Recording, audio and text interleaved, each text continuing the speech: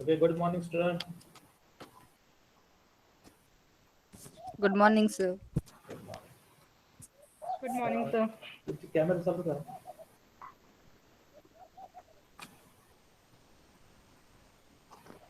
Camera चालू करा.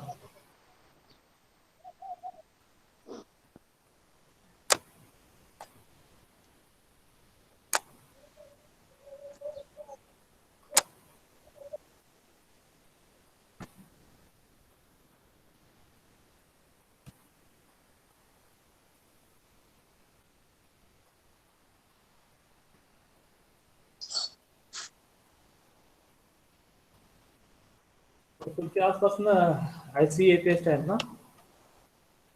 हो सर. आज कुठले पेपर आहेत? Organic reaction mechanism and advanced spectroscopic method. ठीक आहे. आजचं लेक्चर आपलं हे थोडंसं रिव्हिजन असणार आहे. कारण आज आपला पेपर आहे थोडंसं आतापर्यंत काय काय झालं त्याच्यावर एक ओव्हरलुक बघायचं आहे. तर मग थोडीशी मदत होईल. ओके. काल दोघांचा मेसेज आला की किती सिलेबस आहे ते. तर काल म्हणजे लास्ट लेक्चर पण जेवढं झालंय आपलं तेवढं असणार आहे. ओके. कल्सीचं पुस्तक तुम्ही वाचलं असेल त्याच्यातलंच बऱ्याचपैकी मी शिकवतं त्यामुळे कल्सीचं पुस्तक रेफर करा तुम्ही. ओके. याच्या व्यतिरिक्त कुणाला काय शंका असेल आतापर्यंत यू आणि आय बद्दल काय समजलं नसेल तर तुम्ही विचारू शकता. तर आपण आजचं एक 35 मिनिट एक रिव्हिजन घेऊया आणि 15 मिनिटं डिस्कशन घेऊया. ठीक आहे. तर जे काय तुमचे डिफिकल्ट्स आहे that will be get clear. Okay. So shall we start revision? सुरू करूया. Okay, आवाज sir. येतोय? ओके. Yes. तर काय अडचण असेल स्लाइड दिसत नसेल किंवा आवाज येत नसेल तर लगेच सांगा मला. ओके. तर हे गुगल मध्ये कळत नाही तुम्ही तुमचा चेहरा दिसत नाही त्यामुळे लगेच मला रिप्लाय करा. Okay.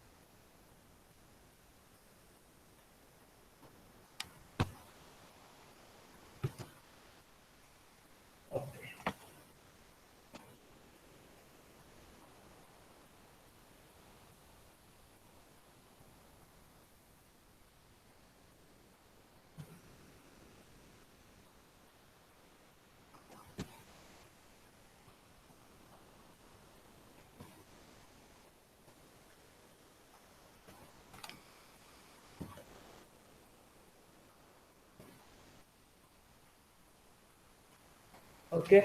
Can you see the slides? Yes, sir. Yes, sir. हे आपला चॅप्टर आहे अल्ट्राव्हायोलेट स्पेक्ट्रोस्कोपी आणि infrared spectroscopy and advance spectroscopic methods. त्याच्यामध्ये आपण बेसिक थोडं बघितलं होतं.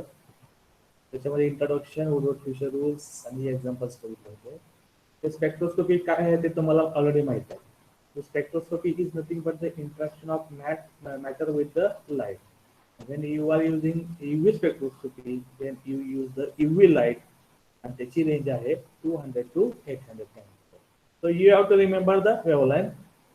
When UV light is used, what type of transition take place? That is the electronic transition take place. You have to remember this flow.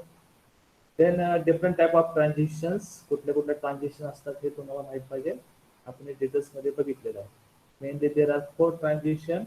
First one is the sigma to sigma star, that is the electron from sigma orbital bonding orbital transfer to the sigma anti-bonding orbitals. Okay. याच्यासाठी wavelength खूप कमी लागते 125 nanometre which is below the range of UV spectra. Okay, UV spectral range काय आहे 200 to 700. But this transition requires very less wavelength, that is high energy.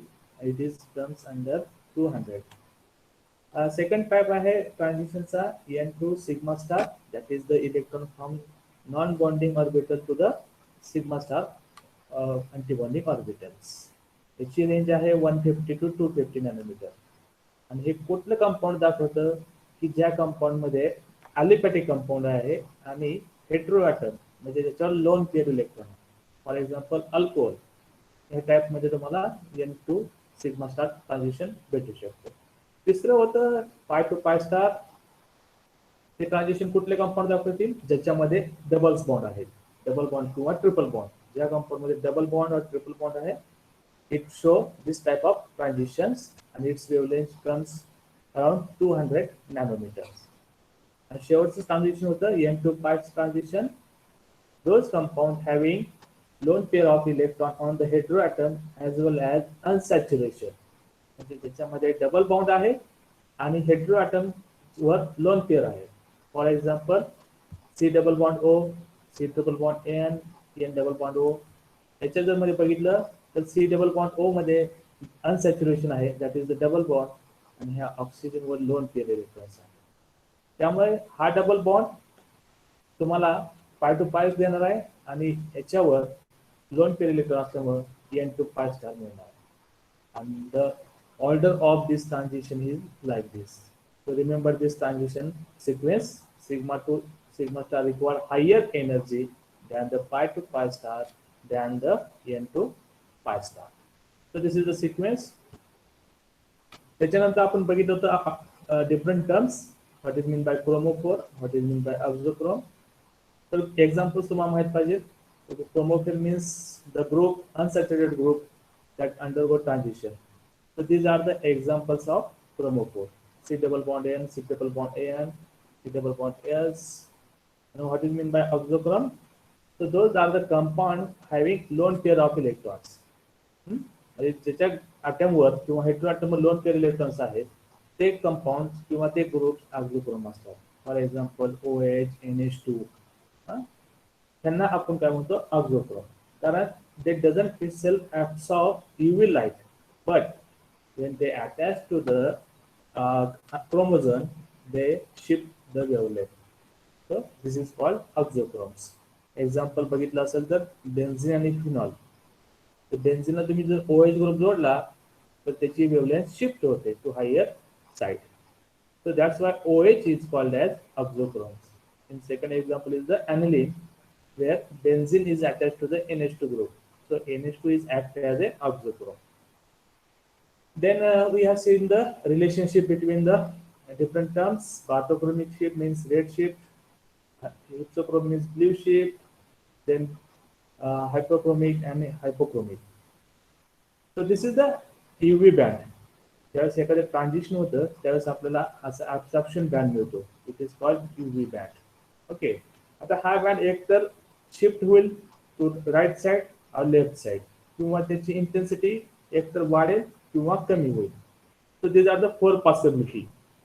So when this band shift to the higher wavelength, okay, जर हा shift झाला higher wavelength, so wavelength is increasing from this side to the this side.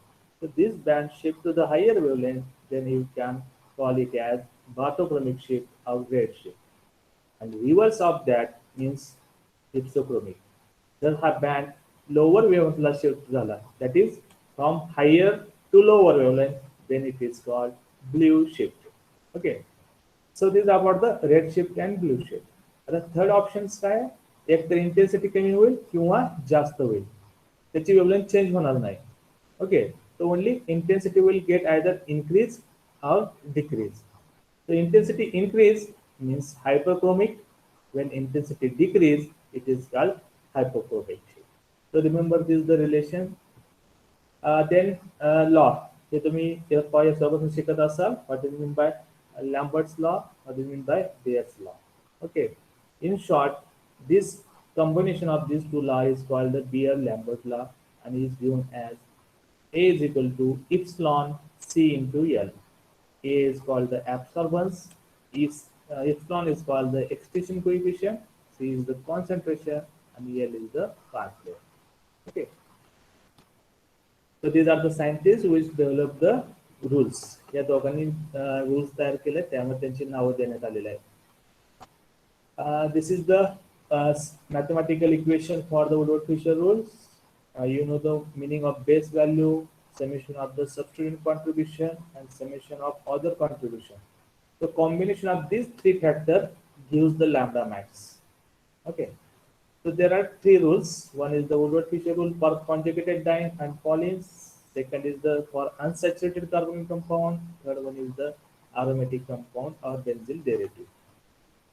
Now this is the first rule for the diene system. Diene system म्हणजे काय माहित पाहिजे आपल्याला. त्याचे दोन क्लासिफिकेशन होतात. एक असायक्लिक, सायक्लिक. असायक्लिक मध्ये दोन आहेत. एक आहे ट्रान्सॉइड म्हणजे ट्रान्स कॉन्फिगरेशन असेल आणि दुसरं आहे सिसॉइड म्हणजे काय सिस कॉन्फिगरेशन असेल. तसंच सायक्लिक मध्ये दोन भाग पडतात. पहिला भाग आहे होमो ॲन्युलर आणि सेकंड पार्ट आहे hetero annular. Homo annular means what? when both the double bond are present in one ring. जर दोन्ही डबल बॉन्ड एकाच रिंग मध्ये असतील किंवा सेम रिंग मध्ये असेल then it is called homoannular. Heteroannular means what? When both the double bonds are present in different rings. हा double bond ह्या रिंग मध्ये प्रेझेंट आहे तर दुसरा डबल बॉन्ड ह्या रिंग मध्ये प्रेझेंट आहे. That's why it is called heteroannular diene. These are the meaning of hexocyclic, endocyclic double bond. Endocyclic double bonds is like this one when double bond present in the same ring, and exocyclic means when double bond is present outside the ring but it is attached to the that ring. हा double bond ring च्या बाहेर आहे पण त्याला attach आहे. So that's why it is called exocyclic double bond. So these are the combination of orientation of double bonds you can usually see in the UV examples. The double bond कसं असतील तर ते आपल्याला माहित पाहिजे. ते तुम्ही शिकलेलं आहे. नाव रूल्स. हे पण रूल तुम्हाला लक्षात ठेवावं लागेल ज्यावेळेस तुम्हाला एखादं एक्झाम्पल सोडवायचं असेल. रूल्स लक्षात घ्या. हॅलो These are हा सर मुलं वेटिंगला थांबलेत जॉईन करा की त्यांना. Number 10 minute.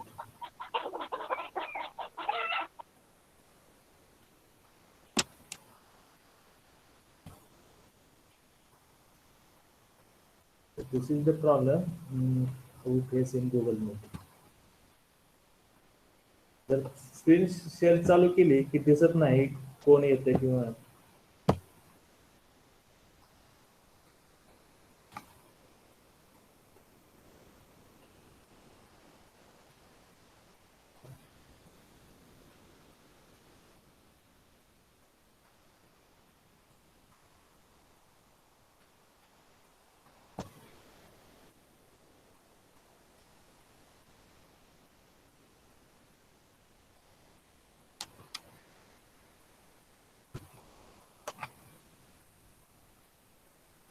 okay.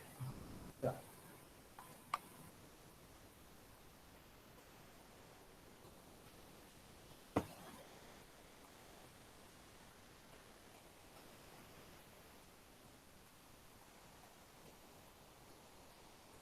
Okay, so these are the rules.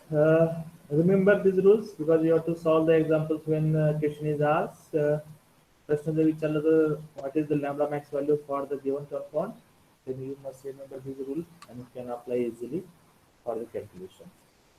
So when compound is unsubstituted, conjugated, acyclic and heteroannular, then its value is 214. आणि जर ह्याच्या ऑपोजिट म्हणजे होमोअॅन्युलर असेल तर त्याची व्हॅल्यू 253 असेल. ओके. जर extra double bond but in conjugation असेल तर आपल्याला 30 व्हॅल्यू ऍड करावी लागते. आणि if there is a exocyclic bond we have to add 5 nanometre to the base value. So these are the groups. If they are present, then we have to add the corresponding value to the base value. जर halogen असेल तर 5 आपल्याला add करावं लागतं. Alkyl substitute नसेल तर 5 nanometre. जर ester type group असेल तर गरज नाही लागत. जर एसआर असेल किंवा अल्कॉक्सी असेल OR SR, OR ला 6 आहे, SR ला 30 आहे आणि सबस्टिट्यूट अमीन असेल तर 60 आहे. ठीक आहे. आणि शेवटचा जो पॉईंट आहे तो महत्वाचा आहे. समजा एखाद्या कंपाऊंड मध्ये दोन्ही असतील डबल बॉन्ड, होमो अॅन्युलर आणि हेट्रो अॅन्युलर, त्यावेळेस तुम्हाला होमो अॅन्युलर म्हणजे ज्याची व्हॅल्यू जास्त आहे ते तुम्हाला सिलेक्ट करावं लागेल as a base value. So if there is homo annular आणि hetero annular diene then always use the homo annular diene value, म्हणजे 253 सिलेक्ट करावं लागेल, घ्यावं लागेल. So these are the examples. Let's see first version simple example base value आहे. तर तुम्हाला डायन बघायचं आहे, त्याची करस्पॉन्डिंग बेस व्हॅल्यू काय ते लिहायची आणि सबस्टिट्यूएंट किती आहे, 1 आहे, 2 आहे, 3 आहे, 4 आहे, त्याच्यानुसार तुम्हाला ते ऍड करावं लागतं. In this case there are two substituents, so just we add a 10 nanometer to the base value 224 nanometer. Second example पण तसंच आहे, पण सायक्लिक आहे. याच्यामध्ये बघू शकता तुम्ही हे दोन्ही बॉन्ड वेगवेगळ्या रिंग मध्ये आहे, त्यामुळे its becomes hetero annular, its value is 214. Okay, then this double bond is present but it is not in a conjugation. हा जो डबल बॉन्ड आहे तो कॉन्जुगेशन मध्ये नाहीये, त्यामुळे आपण हा विचार करणार नाही याचा. Okay, so we have to point out the alkyl substituent. किती ग्रुप आहे अल्किलचे ते काउंट करा. First, second, third and fourth. So 4 into 5, 20 nanometer, and there is a one exocyclic double bond. This one, first double bond is exocyclic to this ring. That's why addition is 5 nanometer, and total comes 239 nanometer. So this way you have to add the value. So these are the examples we can solve by using the same tools. This is the last example where more double bonds are present. Now here, in this case, both the homoannular and heteroannular दोन्ही टाईपचे bonds आहेत. आता मधल्या ring मध्ये जर तुम्ही बघितले हे दोन लाल बॉन्ड तर होमोअॅन्युलर आहे, आणि हा ब्ल्यू बँड आणि हा रेड बँड आर रिप्रेझेंट हेट्रोअॅन्युलर. हेट्रोअॅन्युलर पण आहे, होमोअॅन्युलर आहे. So in this case you select the value of homoannular, that is 253. Then count the alkyl or residue. किती ग्रुप आहे याच्यावर तुम्हाला काउंट करायचे आहे. So in this case there are total 5. So this is the first, second, third, fourth and 5. So 5 into 5, 25 nanometers. Now there is a one acyl group. So group is present but its addition is 0. त्याची value फक्त 0 add करायचे. So you can either write down और if you don't write then doesn't matter. लिहिलं किंवा नाही लिहिलं तरी चालेल. Then there are 3 exocyclic double bonds. So this is the first, this is the second, and this is the third exocyclic double bond. So addition is 15, and there are 2 double bond in conjugation. So this you can see that this one double bond, this double bond is in a conjugation. So addition is 60 nanometer. The total comes 353 nanometer. So this rule has some limitations. त्याचं limitation म्हणजे काय आहे की हा rule तुम्ही वापरू शकत नाही कधी जर कंपाऊंड पॉलिइन्स असेल. पॉलिइन्स म्हणजे काय, ज्या कंपाऊंड मध्ये 4 किंवा 4 पेक्षा जास्त डबल बॉन्ड असतील. Actually more than 4 to 5 double bonds. If they are present, then you cannot use this rule. So there is another rule for such type of compound. Okay. So that rule is called as the Fisher-Cohen rule. So you can use this rule for the calculation of lambda max for the polyene systems. So this is the rule. हा rule तुम्हाला लक्षात ठेवावा लागेल. जर प्रश्न आला असेल तर त्याच्यानुसार तुम्हाला ऍडिशन करावं लागेल. So now see the meaning of X, Y, R, Indo, RX. X means the number of alkyl substituent or ring residue in the conjugated system. म्हणजे अल्किल ग्रुप आहे की नाही तुम्हाला बघायचे आहे X मध्ये. Y means किती number of double bonds are in conjugated, किती नंबर आहे ते काउंट करायचे आणि ते घ्यायचं. R Indo means the number of rings with endocyclic. जर रिंग असेल त्याच्यामध्ये आणि त्याच्यामध्ये डबल बॉन्ड असतील तर त्याला R Indo म्हणायचं. आणि जर एक्झोसायक्लिक असेल डबल बॉन्ड म्हणजे रिंग पण आहे आणि त्याच्या बाहेर डबल बॉन्ड आहे तर आपल्याला काउंट करावं लागेल as a R if zone. तर this is the equation for the calculation of Emax. It is called maximum absurdity. So this equation you can use. These are the examples. So beta carotene. If you want to find out the lambda max, then use this rule. First, calculate the numbers of terms and put this value in given equation and do the addition or summation. This value comes 453 nanometer and observed value is 452. It is close to the calculated one. So we can use this rule. So beta carotene has value at 453 nanometer. So you can calculate the Emax using same equation. Now this is the second example. It's called trans lipofine. You can calculate the same lambda max using same way. Its value comes 476 nanometer. Okay. Here is about the isomers. If there is a trans and cis isomers, so what gives the lambda max value? ज्यावेळेस trans आणि सिस आयसोमर असेल त्यावेळेस त्याच्यामध्ये lambda max value change होते. दोन्ही compound same आहे, फक्त स्ट्रक्चर अरेंजमेंट वेगळे आहे. पहिला ट्रान्स आहे तर दुसरा सेकंड आहे. So trans has value 476 while the cis, this is the cis type isomer which has value 470. म्हणजे आपण म्हणू शकतो cis कॉन्फिगरेशनची व्हॅल्यू थोडीशी कमी आहे as compare to the trans. तर सेकंड पार्ट बघूया. त्याच्यामध्ये आपण बघितलं होतं कार्बोनिक कंपाऊंड असेल तर हे आपण हे करूया.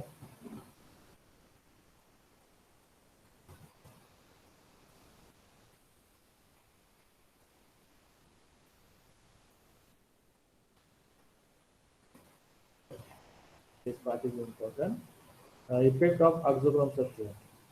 समजा तर एखाद्या कंपाऊंड मध्ये कार्बोनिक कंपाऊंड असेल त्याच्या साईडला जर कुठला ग्रुप आहे तो मॅटर करतो. तर this is the carbonic group. X could be OR, OH, NH2. OR असेल तर इस्टर होतो, OH असेल तर ऍसिड होतो आणि NH2 असेल तर अमाइड होतो. ठीक आहे. त्याच्यानुसार त्याची व्हॅल्यू चेंज होते.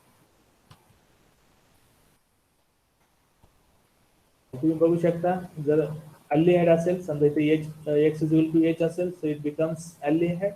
Its value is 293 nanometer. But when X is OR, OH, NH2, you can see that its value decreases. Okay. For amide it is comes around 220. For ester it comes around 207 nanometer. For acid it is 204 nanometer. So these are the value you have to remember. And the reason for this is the plus I effect of that group of inductive effect, and you can observe in this type of compound. So when there is an inductive effect, that means stabilization of carbonyl oxygen lone pair. ज्यावेळेस OH NH2 electrons देतात त्यामुळे carbonyl ऑक्सिजनचा जो lone pair electron आहे ते get stabilize. That's why its value decreases. Now let's see the alpha beta unsaturated aldehyde ketones. Alpha beta unsaturated aldehyde ketones ला दुसरं नाव आहे इनोन सिस्टीम. EN म्हणजे डबल बॉन्ड, ONE म्हणजे कार्बोनिक कंपाऊंड. त्याच्यामध्ये आपल्याला दोन टाईपचे ट्रान्झॅक्शन भेटतात. एक म्हणजे EN टू पाय स्टार आणि दुसरा पाय टू पाय स्टार. EN टू पाय स्टार असेल तर त्याला R बँड म्हणतो, रेझोनन्स बँड. आणि पाय टू पाय स्टार असेल तर त्याला K बँड म्हणतो म्हणजे कॉन्जुगेटेड बँड. त्याची व्हॅल्यू तुम्ही बघू शकता. फॉर N टू पाय star it comes 270 nanometre. For pi two पाय स्टार इट कम्स 187 नॅनोमीटर. आणि जर तुम्ही कॉन्जुगेशन वाढवत गेला कार्बोनिक ग्रुपला तर ती व्हॅल्यू वाढत जाते. याच्यामध्ये डबल बॉन्ड नाहीये, याच्यामध्ये डबल बॉन्ड आहे. तर तुम्ही व्हॅल्यू बघू शकता 270 ची 324 नॅनोमीटर झालेली. Same way for the K band.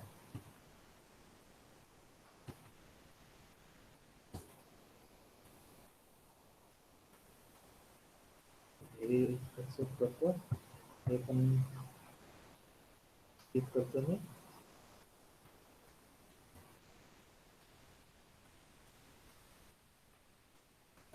Let's see the rules.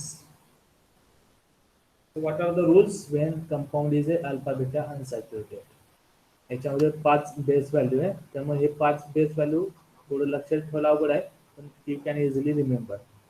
जर समजा compound acyclic alpha beta unsaturated ketone असेल तर त्याची व्हॅल्यू 250 नॅनोमीटर आहे. जर 6 member cyclic alpha beta unsaturated ketone असेल तर व्हॅल्यू इज सेम 250 नॅनोमीटर. पण 5 मेंबर असेल तर व्हॅल्यू इज 202, व्हॅल्यू कमी आहे as compare to the 6. So remember, for 6 member is 215, for 5 member is 202. And if it is aldehyde, the value is 210. And if it is carboxylic acid or ester, its value is 197. So you have to remember this value for the particular compound. There is an increment, जसं आपण पहिल्या ह्याच्यामध्ये बघितलं होतं, जर group कुठले असतील increment काय आहे ते पण इथं सेम आहे. जर डबल बॉन्ड असेल तर 30, एक्झोसायक्लिक असेल तर 5 आणि होमोडाइन सिस्टीम असेल तर +39 nanometre. So these are the value for the substituent. जर OH ग्रुप असेल, OMe असेल, OSA असेल, Cl असेल, Br असेल तर त्याचे व्हॅल्यू काय आहे. आता याच्यात थोडंसं जास्त लक्षात ठेवावं लागतंय की तो कुठल्या पोझिशनला आहे, अल्फा पोझिशन आहे, बीटा पोझिशन आहे, का गॅमा पोझिशन आहे, का डेल्टा पोझिशन आहे. जर OH असेल ॲट अल्फा पोझिशन इज 35 आणि जर बीटा गॅमा डेल्टा असेल तर its value is 30 nanometre. So these are the value for the corresponding groups. Solvent correction आपल्याला करावं लागतं. ज्यावेळेस आपण सॉल्व्हंट चेंज केलं तर व्हॅल्यू चेंज होऊ शकते. त्यामुळे आपल्याला सॉल्व्हंट करेक्शन काय आहे, पोलर आहे नॉन पोलर आहे का ते बघावं लागतं. जर वॉटर असेल तर वी ॲड +8 नॅनोमीटर, मिथेनॉल असेल तर no need to addition, chloroform असेल तर -1, डायऑक्सिन असेल तर -5, इतर असेल तर -7 आणि एक्झोन असेल तर -11. Let's see the example. This is a simple example. Base value. This alpha beta unsaturated compound. In between alpha and beta, there is a double bond. That's why it is called alpha beta. The base value for this is 215. There are 2 beta alkyl. आता ह्या अल्फाला काहीच नाहीये, पण बीटाला 2 सबस्टिट्यूएंट आहे. First one, second one. So addition is 2 into 12. It's come 24. Its value comes 239 nanometer. आता एक दुसरे example interesting आहे. याच्यामध्ये 2 सिस्टीम आहे. एक तुम्ही ह्या दिशेने जाऊ शकता किंवा this way. Okay, there are 2 ways, but we have to select the one system which has maximum number of substituent. ज्या लाईनवर किंवा ज्या डबल बॉन्डवर जास्त सबस्टिट्यूएंट असेल तीच लाईन सिलेक्ट करायची आहे. फॉर एक्झाम्पल, आता तुम्ही इथं जर बघितलं ह्या दिशेने गेला तर अल्फा पोझिशनला काय नाहीये, बीटाला काय नाहीये, फक्त एकच आहे. म्हणजे in this line there is only one substituent. पण this line there are 2 substituents present at beta position. One is this one, second is this one. So we are going to select this route for the calculation of lambda max. So remember this example. So its base value is 215. There are 2 beta alkyl substituents, so addition is 14. Then there is a 1 exocyclic double bond, so addition is 5 nanometer and total comes 244 nanometer. So that's why this way you have to calculate the lambda max value. So there is another example we already seen. So I just state this right.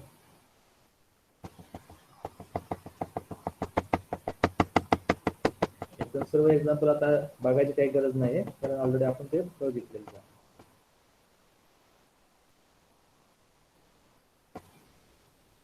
Okay, आता या पण आपण 2 EV बद्दल बघितलेलं आहे. याच्यामध्ये तुम्हाला काही अडचण आहे?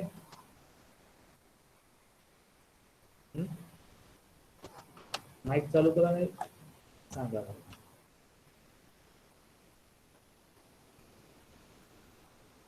लक्षात ज्या गोष्टी ठेवायच्या ते फक्त ठेवा. कॅल्क्युलेशनची व्हॅल्यू असेल, ठीक आहे, त्यावेळेस आपण EV एक्झाम्पल बघतो त्यावेळेस ते महत्वाचा आहे.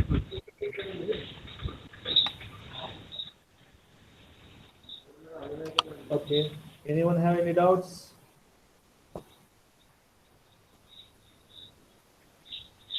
Sagar? हो sir. No sir. No sir.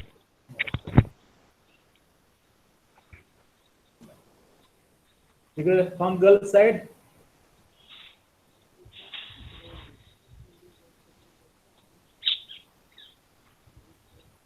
Girl side तुमचा आवाज येत नाही.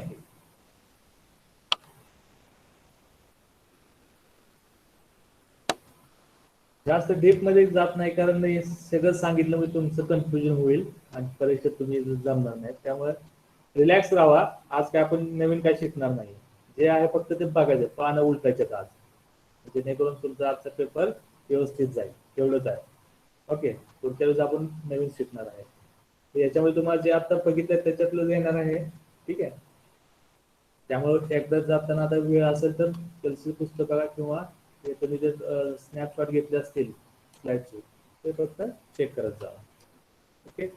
हे झालं यूव्हीचं. थोडंसं आयर वर बघूया, त्याच्यानंतर डिस्कशन करूया परत चालू झालं.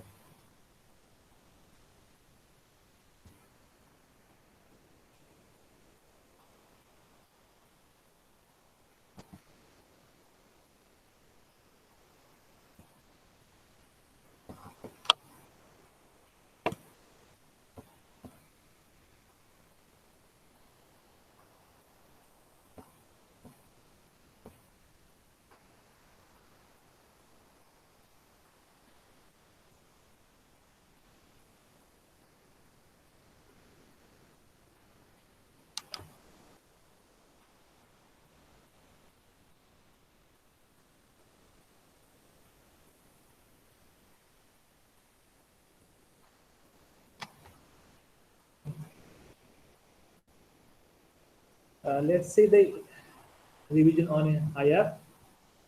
So this is the spectrum, electromagnetic spectrum. तुम्ही बघू शकता.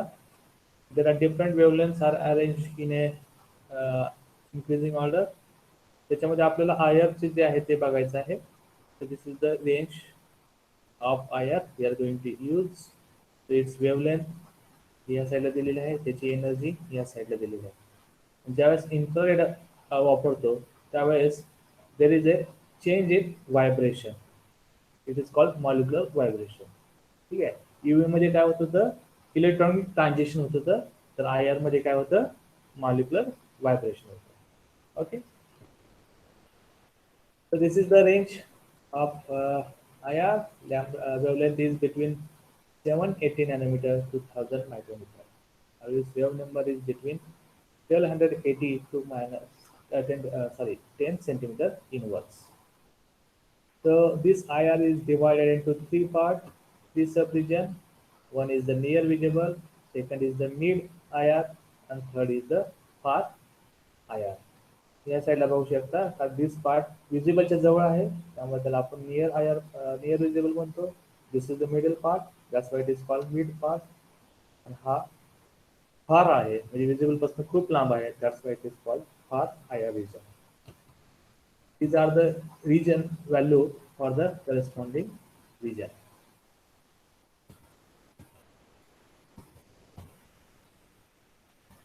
त्यावेळेस लाईट IR ऑब्झर्व करतो त्यावेळेस त्याच्यामध्ये चेंजेस होतात. ओके. कुठले चेंजेस होतात, तर molecular vibration. So these are the molecular vibration. हे तुम्ही फिजिकल केमिस्ट्रीमध्ये व्यवस्थित शिकलेलं असेल. ठीक आहे. So this is the zero point energy. इथं मॉलिक्युल एकदम स्टेबल असतो. ज्यावेळेस एनर्जी ऍक्सेप्ट करतो then it undergo vibrations. First level vibration असेल, सेकंड एनर्जी लेवल व्हायब्रेशन असेल, थर्ड एनर्जी लेवल व्हायब्रेशन. आणि नेहमी लक्षात ठेवायचं, ज्यावेळेस IR व्हॅल्यू आपण किंवा IR बद्दल बोलत असू त्यावेळेस डायपोल मोमेंट महत्वाचा. ओके. डायपोल मोमेंट हा शब्द तुम्हाला येणारच आहे. डायपोल मोमेंट म्हणजे काय ते आपल्याला माहित पाहिजे. So dipole moment is defined as the charge value multiplied by the separation distance. समजा हे दोन ॲटम असतील, दिस इज द H आणि this is the Cl in HCl. तर ह्यांच्यावर काय चार्ज आहे आणि त्यांच्यातलं काय डिस्टन्स आहे that decide the dipole moment. It is represented by the letter mu and it is given as mu is equal to q into d. Q is the charge value and d is the distance between them. So त्याच्यामध्ये आयनिक character असेल तर जास्त type moment असते, हे नेहमी लक्षात ठेवायचं. आता मॉलिक्युलर व्हायब्रेशनचे कुठले कुठले प्रकार आहेत? स्ट्रेचिंग आहे आणि बेंडिंग, हे दोनच असतात. स्ट्रेचिंग म्हणजे काय? एक तर बॉन्ड लेंथ कमी होणार किंवा जास्त होणार. जसं आपण एखादं रबर स्ट्रेच करतो त्याला म्हणतो स्ट्रेचिंग व्हायब्रेशन. आणि बेंडिंग म्हणजे काय? बॉन्ड लेंथ कमी होत नाही, फक्त बॉन्ड अँगल चेंज होतो. ओके, म्हणजे बेंडिंग म्हणजे काय करायचं, थोडक्यात त्याला वाकवायचं. ओके, बेंड करणं. स्ट्रेचिंग मध्ये दोन आहे, सिमेट्रिकल, असिमेट्रिकल. सिमेट्रिकल म्हणजे काय? सेम डायरेक्शन, हे दोन्ही आयटम काय होतात, सेम डायरेक्शन बाहेर जातात किंवा आत येतात. असिमेट्रिकल म्हणजे काय? One is goes out, second comes in, म्हणजे एक बाहेर जाते आणि एक आत येते. That is called asymmetrical. तर बेंडिंग मध्ये चार प्रकार पडतात. पहिला आहे सिसलिंग, सेकंड आहे रॉकिंग, तिसरा आहे ट्विस्टिंग आणि चौथा आहे वॅगिंग. जास्त डिटेल जात नाही, एवढे शब्द लक्षात ठेवा. ज्यावेळेस लाईट ऍब्सॉर्ब होते त्यावेळेस व्हायब्रेशन्स असतात आणि particular compound has particular numbers of vibration. Suppose compound is linear molecule, linear molecule असेल फॉर एक्झाम्पल CO2, तर त्याला number of modes of vibration किती असतात ते जर कॅल्क्युलेट करायचं असेल तर हा फॉर्म्युला आहे 3n-5. आणि जर नॉन लिनियर मॉलिक्यूल असेल तर it is calculated by using 3n-6. So n means the number of atoms. So you can use this formula for the finding out number of modes of vibrations. So this is the IR spectrum look like when you take. हे याच्याबद्दल सांगितलं की intensity कमी असेल किंवा जास्त असेल सांगितलेलं आहे, घेत नाही. साइज ऑफ द पीक, पीकची साइज काय आहे ते आपल्याला काय सांगते. This is about the size of the peak. जर पीक कमी असेल, इंटेन्सिटी कमी असेल, it is called weak peak, म्हणजे इथं लाईट ऍब्सॉर्प्शन एकदम कमी आहे, व्हायब्रेशन कमी आहे. मीडियम म्हणजे काय? There is a light absorption but its intensity is not higher और नॉट लोअर, एकदम कमी नाही आणि जास्त नाही. तिसरं जर पीक इंटेन्सिटी जास्त असेल, जास्त मोठा पीक असेल, त्यामुळे तिथे लाईट ऍब्सॉर्प्शन जास्त असेल as compare to the peak. Okay, that's why it is called strong peak. Okay, remember this region. आपला स्नॅपशॉट घ्या, हा कारण रिजन महत्वाचं पाहिजे. जर तुम्हाला विचारलं असेल कुठल्या रिजन मध्ये पीक येतं तर तुम्हाला लक्षात असलं पाहिजे. सिंगल बॉन्डचा रिजन कुठला आहे? दिस one. This is a single bond. All the single bonds come in this region. For example, carbon carbon, carbon nitrogen, carbon oxygen. Also this is called the finger thin regions. The double bond असेल, so this is the second double region between 1600 to 2000. 1600 ते 2000 मध्ये तुमचा double बॉन्डचा region असेल.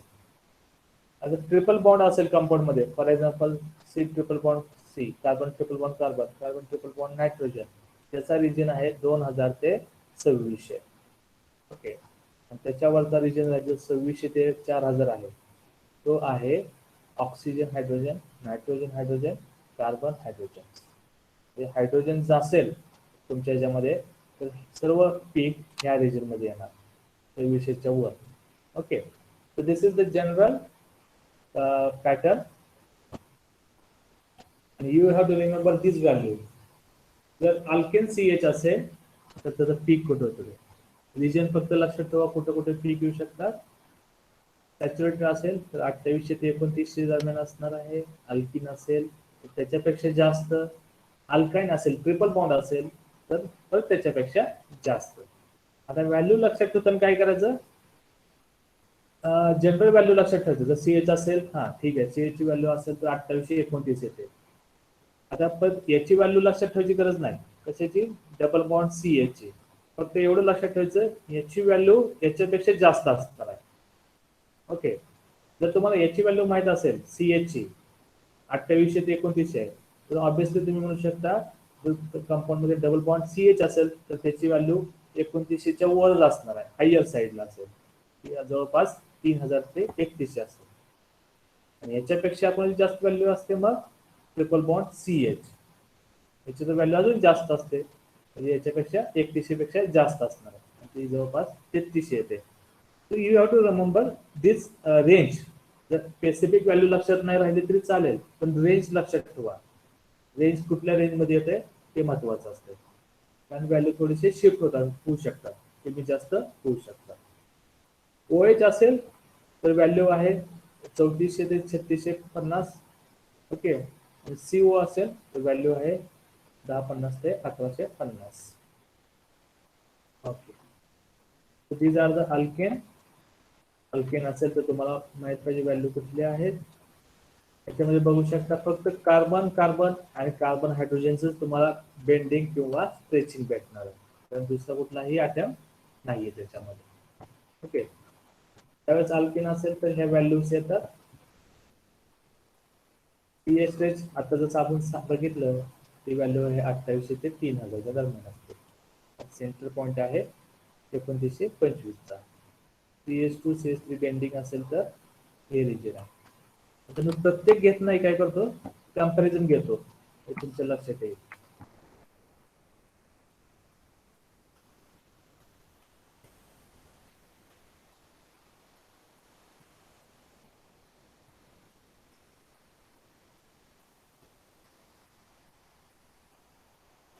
Okay,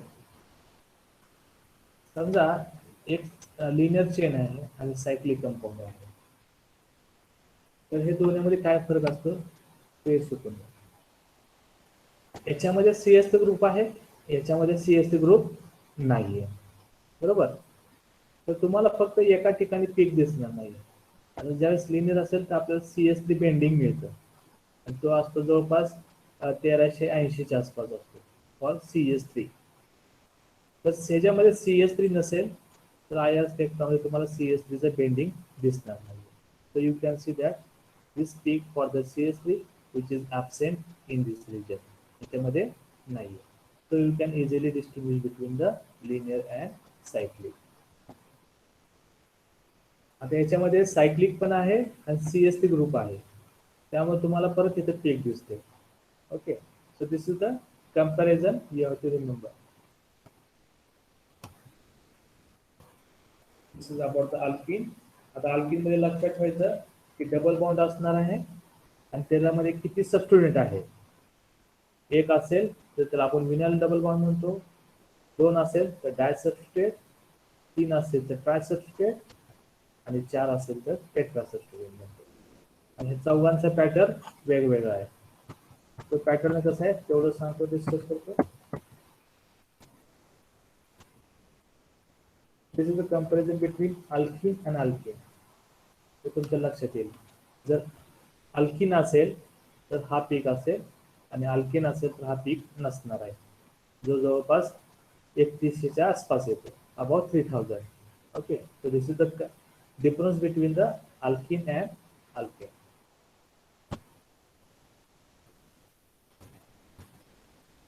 हा एक point महत्वाचा आहे, सीस and transformers. तर सीस अँड ट्रान्सफॉर्मर असेल तर कसं डिफरन्शिएट करायचं, याच्यामध्ये तुम्ही बघू शकता. सीस असेल तर this region is very important, bending region 1000 पर्यंतचा रिजन जो तुमचा आहे तो महत्वाचा आहे. तर कंपाऊंड मध्ये असा जर पीक असेल जवळपास 900च्या आसपास, तर तुम्ही म्हणू शकता it is for the trans compound. आणि जर पीक असेल around 600 to 700, so you can say that it is cis isomer. So this region is good for finding out whether it is cis compound or trans compound. Okay, so it is also about the compound. Here you can remember this slide.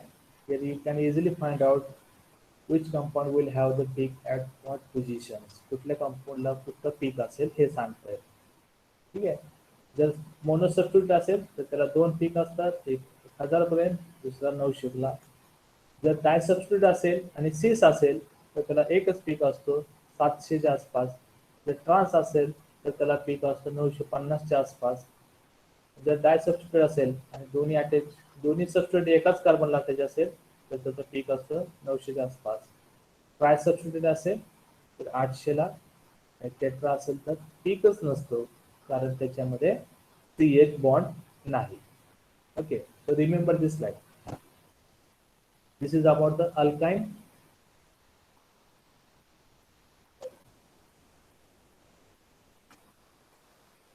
One minute. Okay. Remember this value. Unsymmetrical असेल ते किंवा symmetrical असेल.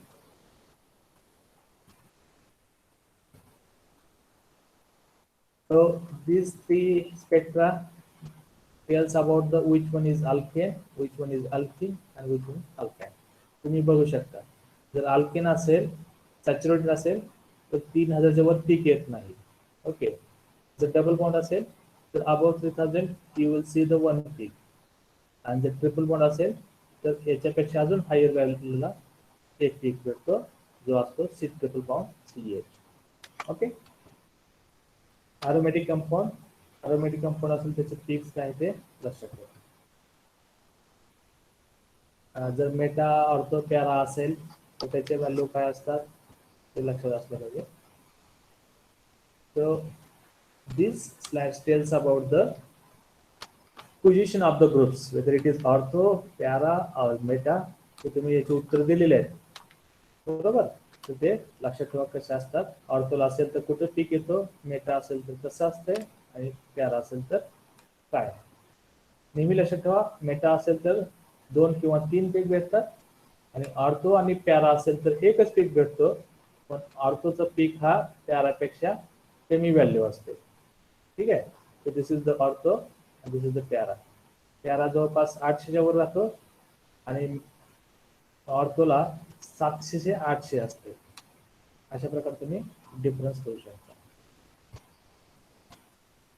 Alcohol मध्ये कुठले कुठले आहे ते तुम्ही लक्षात ठेवू शकता.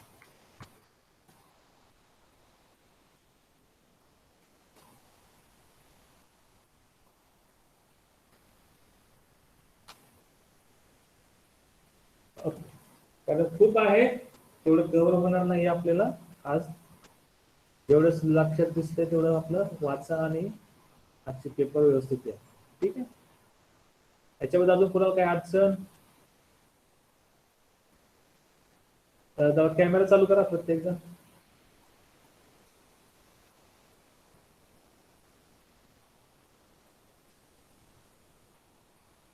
कारण सगळं सांगत बसलं तर तुमच्या डोक्यामध्ये कन्फ्युजन होईल, काहीच करणार नाही.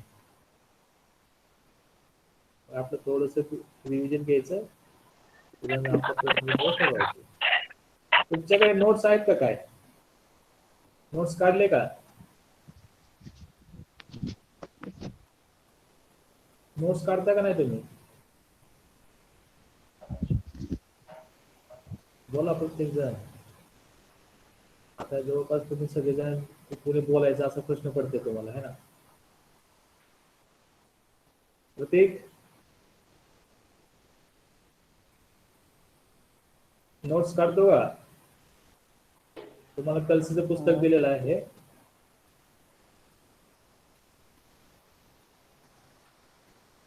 हा बोल प्रत्येक. नोट्स नाही पण पॉइंट काढतो थोडेफार, जास्त नाही काय काढले नाहीत बाकी जास्त. ठीक आहे, पण कलसीचं पुस्तक म्हणजे काढून ठेवा नोट. तुम्हाला जे जे पॉईंट्स आहे जे शिकवलं त्याच्या नोट्स काढा. कारण हे पॉईंट्स तुम्हाला फक्त लक्षात ठेवण्यासारखे. पण जर तुम्हाला नोट्स लिहायचे असतील म्हणजे प्रश्न विचार असेल डिस्क्रिप्टिव्ह तर तुमच्याकडे नोट्स पाहिजे. ठीक आहे, आणि Kalsi is the best for the UV IR NMR marks. ठीक आहे, वाटलं अजून एक पुस्तक आहे ते शेअर करतो तुमच्याशी, त्याच्यामुळे तुम्ही कंपॅरिझन करू नोट्स काढू शकता. ओके, तर मग आजचा तुम्हाला पेपर आहे, व्यवस्थित द्या. त्याच्यामध्ये तुम्हाला 15 मिनिटच टाइम आहे ना? किती मिनिटं 10 झाले? मिनिट 10 मिनिट आहे. 10 तर व्यवस्थित वाचा. फक्त तुम्हाला काय ऑब्जेक्टिव्ह आहे त्यामुळे क्लिक करायचं आहे. तर 10 ऑप्शन क्लिक करायला तुम्हाला 5 मिनिट पण लागणार नाहीये. ठीक आहे, पण व्यवस्थित पूर्ण वाचा प्रश्न आणि व्यवस्थित क्लिक करून उत्तर द्या. कारण आता हे तुम्हाला जेवढे मार्क्स पडतील तेवढेच होणार आहे. ते एकदा क्लिक केलं सबमिट केल्यानंतर आता प्रश्न चुकला परत सबमिट करू का असं होणार नाही. सबमिट केलं की संपलं. So before submitting, you have to check the answer once again. फक्त एकदा परत चेक करा लगेच. तुम्हाला लक्षात येते आपण आन्सर व्यवस्थित आहे का नाही. काय असतंय आता तुम्ही बरेच जण मोबाईलवर आन्सर देणार आहे बरोबर. तर प्रत्येकाला लॅपटॉप आहे. सगळ्याकडे लॅपटॉप आहे का? नाही नसणार सर. आहे बरोबर. नाही सर. हा मग मोबाईलवर काय होतं आपण समजा पहिल्या जर उत्तर दिलं सिलेक्ट केलं आणि ज्यावेळेस आपण स्क्रीन वर सरकवतो त्यावेळेस थोडस गडबड होण्याचे चान्स असते. ठीक आहे, पहिलं उत्तर फर्स्ट दिलं आणि स्क्रीन सरकवताना ते डॉट खाली येऊ शकतो बरोबर. मग ते तुमचं उत्तर बदलू शकतंय. त्यामुळं स्क्रीन वर सरकवताना व्यवस्थित सरकवा जेणेकरून पहिले जे उत्तर दिलं असेल ते चेंज होऊ नये एवढी काळजी घ्या. ठीक आहे, अजून तुम्हाला काय अडचण नेटवर्क काय आहे नसेल काय. आणि लक्षात ठेवा ज्यावेळेस परीक्षा देताना त्यावेळेस तुमचं नेटवर्क चांगलं पाहिजे. नाहीतर मध्येच मोबाईल बंद पडला किंवा नेटवर्क गेलं असं काही होऊ देऊ नका. त्यामुळे काळजी घ्या. Hello sir. पेपरच्या वेळेस काळजी घ्या. बोल योगेश. सर एक्झाम पॅटर्न कसं म्हणजे गुगल मीट झूम तुम्हाला ते लिंक देणार. काय सांगितलं हा नाही का अजून? नाही काय बहुतेक सांगितलं? माझ्यामध्ये तुम्हाला ते काय असतंय लिंक देतात. त्या लिंकवर एक ऑब्जेक्टिव्हचे प्रश्न येणार. ठीक आहे, त्याच्यामध्ये तुम्हाला नाव फीड करायचं आहे, ईमेल आय डी, ओके, आणि यू आय डी. त्या 3 गोष्टी तुम्ही तयार ठेवा. तुमचं नाव तुम्हाला माहिती आहे बरोबर. ईमेल आय डी पण माहित पाहिजे आणि you I D. You I D तुम्ही एका कागदावर लिहून ठेवा कारण ते तुम्हाला लिहायचं आहे आणि व्यवस्थित लिहा चुकू नका. यू आय डी ते सोबत ठेवा. त्या 3 गोष्टी तुम्हाला भरायचीच आहेत. त्याच्यानंतर प्रश्न असतील आणि त्याला टाइम असेल शक्यतो. जर तुम्हाला 10 मिनिटाचा टाइम दिलाय ना तर 10 मिनिटाचा टाइम असेल त्यामुळे 10 मिनिटामध्ये तुम्हाला सोडवायचं. प्रश्न वाचायचा आहे आणि ऑप्शन सिलेक्ट करायचा आहे. 3 ऑप्शन किंवा 4 ऑप्शन असतील त्याच्यामधलं तुम्हाला जो योग्य वाटतो तो सिलेक्ट करायचा. एवढंच आहे. काय काय प्रश्न कन्फ्युजन असतील तर थोडासा वेळ घ्या पण सोडवू शकता. त्याच्यात असं काय अडचण येणार नाही. ओके. बाकीचं कुणाला काय?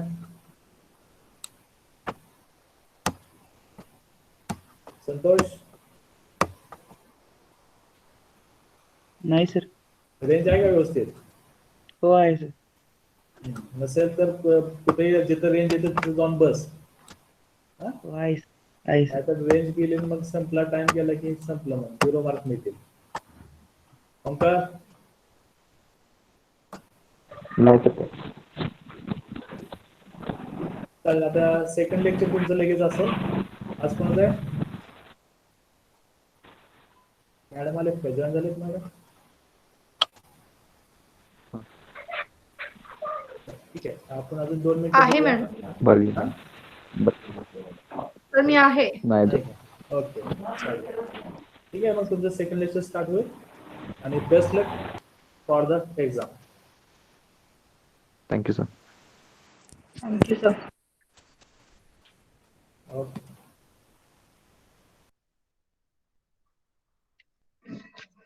ओके, सो माझा हा आवाज येतोय? ब्रेक होतोय का आवाज? हो मॅम. नाही ना?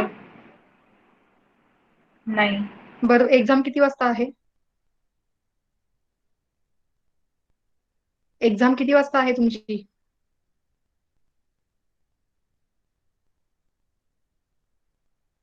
Hello. 11:15. 11:15. All right. First of all, best of luck to all of you. Thank you. Thank you ma'am. Okay, then we will start with the lecture.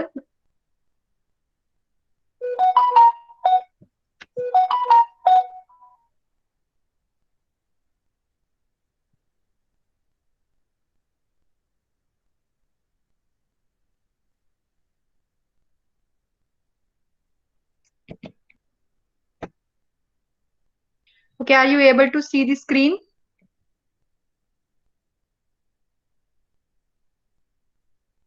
Yes? Yes. Yes, ma'am. Yes, ma'am. All right.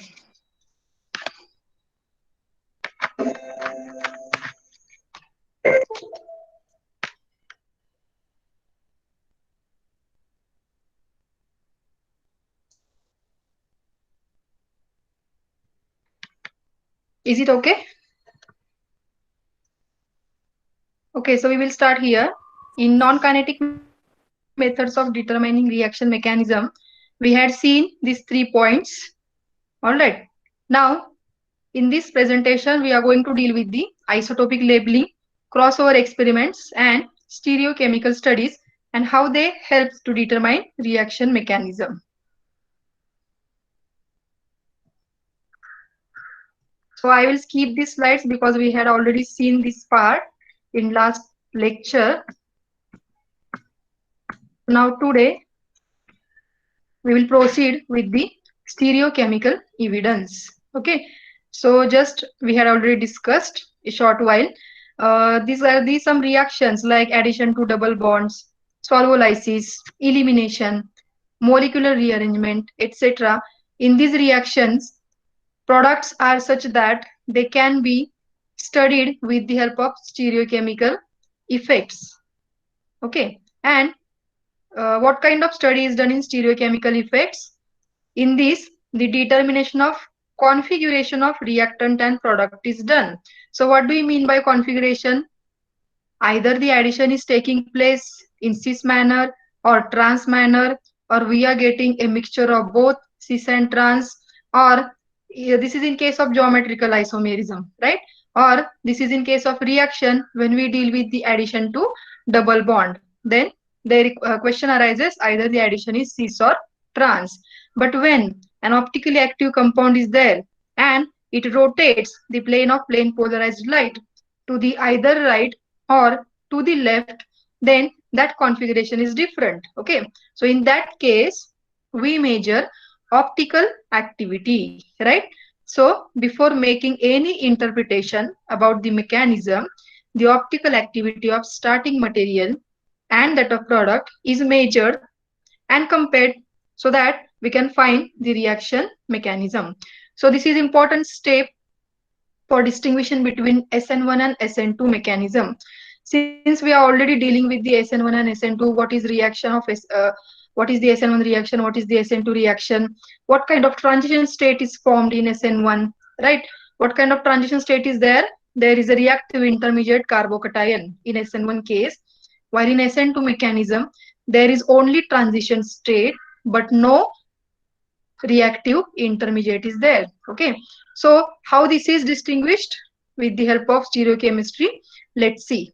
Okay, in SN1 reaction, when we use optically active halide means the halide which is having optically active center. Or what do you mean by optically active compound? The compound which rotates the plane of plane polarized light is known as optically active compound, which possess chiral center. When we take such a starting material, that is alkyl halide, what is the final product? We are getting racemic mixture. Racemic mixture means we are getting 50% dextro isomer while 50% Leo isomer. Okay, so we are measuring here optical rotation. What is the optical rotation of initial starting reactant is? It will be either a dextro or Leo, and the product is, it is the mixture of dextro plus Leo. So in SN1 case, racemic mixture is formed and racemization is indeed observed by expected attack of nucleophile on either side of planar achiral carbocation. Means racemization का observe होता है? Because of the structure of that carbocation. What is the structure of carbocation? As we know, carbocation is planar in structure, so that nucleophile can attack from the front side as well as from the back side. So there are two possible routes for attack of nucleophile, and hence we are getting mixture 50% dextro plus 50% Leo isomer. So that we will see in detail mechanism in next slide. While in SN2 reaction, if we are taking optically active halide, we are getting an optically active product but with inversion of configuration. Okay, so here and here case is different. So from the configuration of product, what kind of product is formed? Either we are getting a racemic mixture or we are getting a product with the inversion of configuration. We can tell what is the root of that reaction mechanism. Okay, so if we are getting racemic mixture, root of mechanism is SN1. If we are getting the optically active product with inversion of configuration, the root is SN2. Okay, so this is how stereochemical evidence help us to determine reaction mechanism. So see here in this slide, we had taken optically active halide, right? Are you able to see the mechanism, the screen? Ma'am. Then when you see this molecule which is having 4 different substituents, here carbon number 2, sorry, this is measured from here. Here carbon number 2 is optically active, right? Because it is having 4 different substituent. So in SN1 mechanism, we know the first step is elimination of bromine, that is heterolysis. Here carbon bromine bond breaks to give a carbocation intermediate, right? So since the structure of carbocation is planar, here nucleophile OH can attack from front side or from back side. So you can see here there are two paths, path A and path B, where nucleophile is attacking from either side. So we are getting two products. Here one product is R isomer while the other product is S isomer. And the starting material is S. Means here starting material is optically active, right? It is having S rotation and the product is a mixture of R plus S, means dextro plus Leo, and this is only because of the planar structure of carbocation intermediate which is formed in SN1 mechanism. Okay, so there is no simultaneous bond making breaking. There is a first step of breaking of bond and second step is making of bond. So this we can easily confirm with the help of what is product formed. Hmm? Then see SN2 mechanism. Here reaction is given. Again, here is an optically active compound. You can see here one methyl group is there, one ethyl group is there, one hydrogen is there, and other atom is bromine. So now this SN2 mechanism, we know that it is a substitution nucleophilic bimolecular reaction. Since bimolecular means it is involving two molecules in rate determining step, right?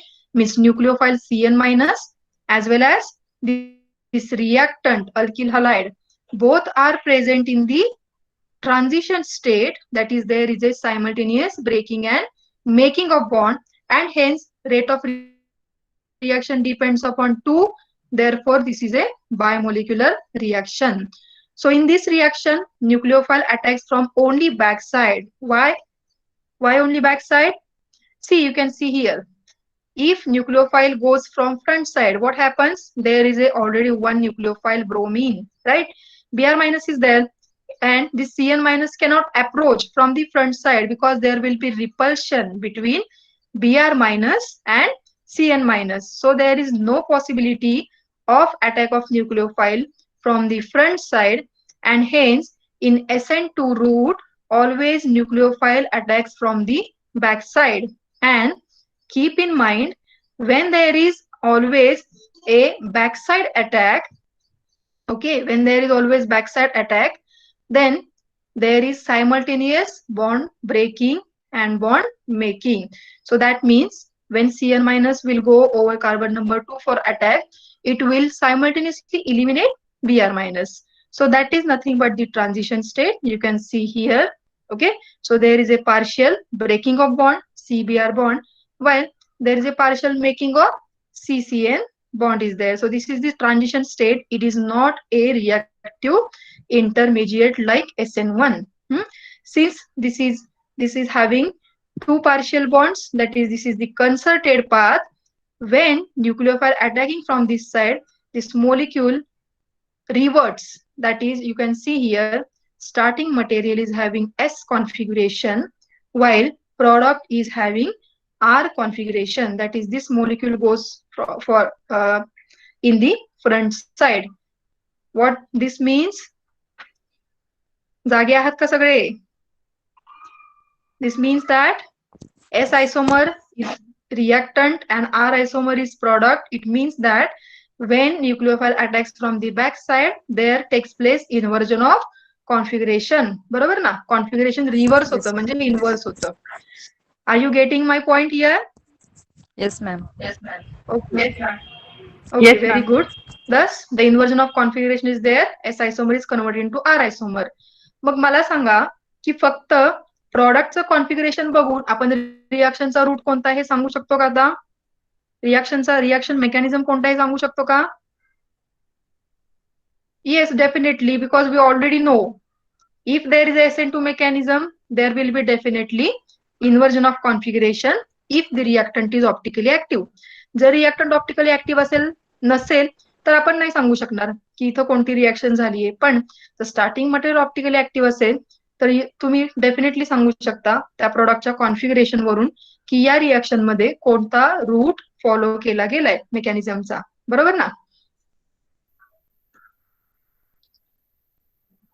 Okay, we can see another example, Beckmann's rearrangement. So this is famous example you might have studied before, right? Name reaction, Beckmann's reaction. So in this we are getting the product N substituted amide derivatives. So you can see here N substituted amide, CONH2 bond means amide linkage, and here N substituted means N-methyl acetamide is there, right? So these are obtained from the intermediate that is ketoxime. And two mechanisms are possible for this reaction. We can have two routes. So let's see which one is correct route for this reaction mechanism. In first route, in path A, I have given here in this slide. Okay, here after initial protonation, the intermediate formation of iminium ion takes place by elimination of water. So this is iminium ion. This is iminium ion which is formed after elimination of water. Means in first step what happens? Protonation is done, H2O plus, and when elimination of water takes place, there is a N plus, that is iminium intermediate is formed.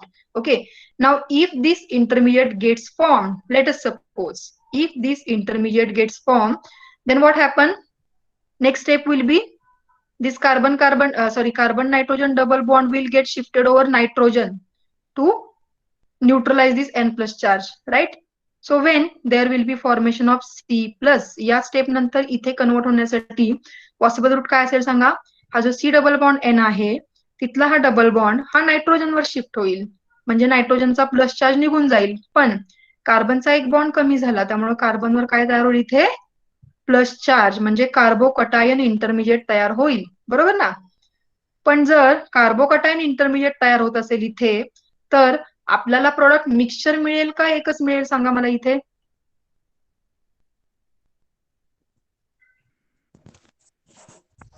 काय मिळेल? If we are getting carbocation after this step N plus N वरचा charge काढण्यासाठी कार्बनने आपली double bond इथे shift केली, N neutral होईल पण कार्बन हा प्लस होईल. बरोबर ना? म्हणजेच काय? फॉर्मेशन ऑफ इंटरमिजिएट काय झालं आता? कार्बोकटायन. जर कार्बोकटायन तयार झाला तर प्रॉडक्टचं कॉन्फिगरेशन काय असेल मला सांगा? If you have got the first point SN1 and SN2, then what will be the final product here? Either we will get a mixture or we will get a single product with inversion of configuration. Mixture. Yes, definitely. Why?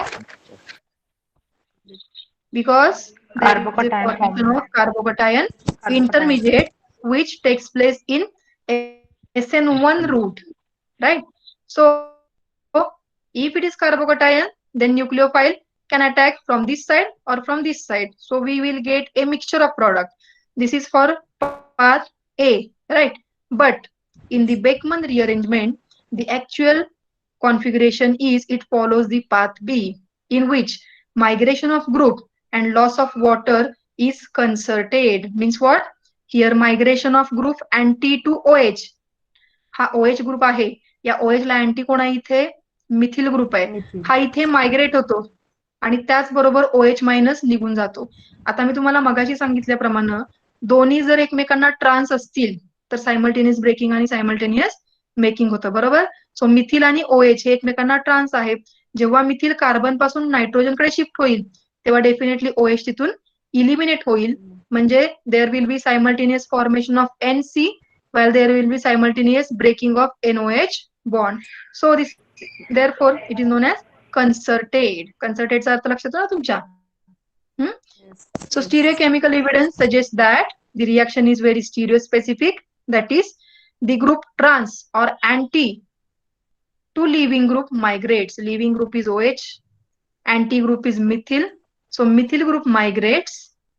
So this stereochemistry of the product confirms that this reaction, Beckmann's reaction, is following path B. That is, path B means concerted mechanism. It is not following the formation of carbocation intermediate.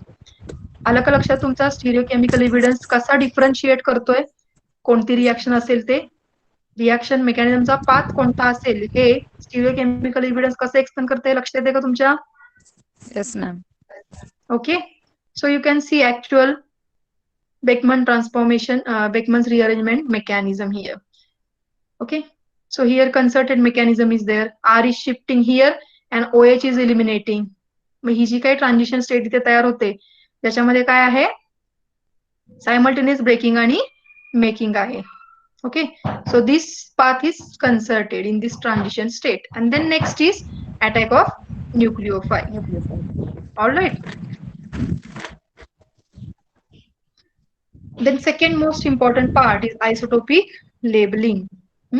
Isotopic labeling म्हणजे काय, आता त्याच्या नावातच आहे isotope means we are using here some isotope as a label, right? Isotopic labeling म्हणजे काय, we are using here isotope as label and tracing this label in the final product after the reaction is completed. Reactant मध्ये आपण एखादा molecule आहे किंवा atom आहे त्याचा isotope वापरतो, म्हणजेच त्याला लेबल म्हणतो आपण. म्हणजे कार्बन 12 असेल आणि आपण जर कार्बन 14 किंवा कार्बन 13 वापरला तर त्याला आपण काय म्हणतो, त्या कार्बनचा आयसोटोपिक ऍटम. आणि त्याला आपण ट्रेस करतो पुन्हा फायनल प्रोडक्ट मध्ये नक्की तो कुठे गेलाय, कुठला बॉन्ड ऍक्च्युअली ब्रेक झालाय. So that study we do in the isotopic labeling. Okay, so what kind of isotopes are used? We can use hydrogen isotope, means we can use deuterium, tritium for labeling. We can use carbon, natural isotope is carbon 12, but we can use here carbon 13, carbon 14, right? Then nitrogen 15 is there, oxygen 18 is there for tracing the mechanism of esterification. Then sulfur is there, phosphorus is there, right? So these are some examples of atoms which we use as a stable isotopes as tracers.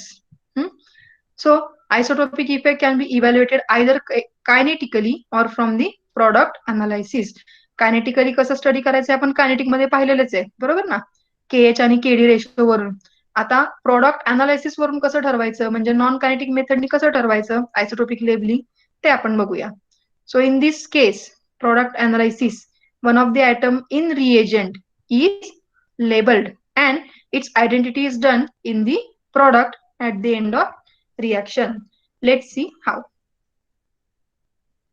Okay, मग तो isotope वापरलेला तो शोधायचा कसा, तो these are the different methods. आपण कोणता isotope वापरलाय, समजा ड्यूटेरियम वापरलाय तर तो रिॲक्टंट आणि प्रोडक्ट मध्ये त्याला फाइंड आउट कसं करायचं. ड्यूटेरियम असेल तर it can be detected by NMR, IR, mass, right ना.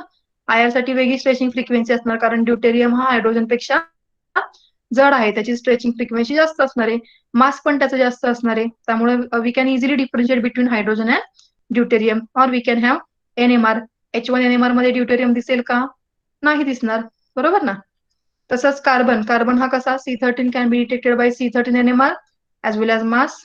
If we are using C14 then it is radioactive, so its radioactivity is measured. If we are using nitrogen then we can have a technique of N15 NMR. If we are using oxygen 18 isotope then we have mass spectroscopy to determine this particular isotopes, labeled isotopes.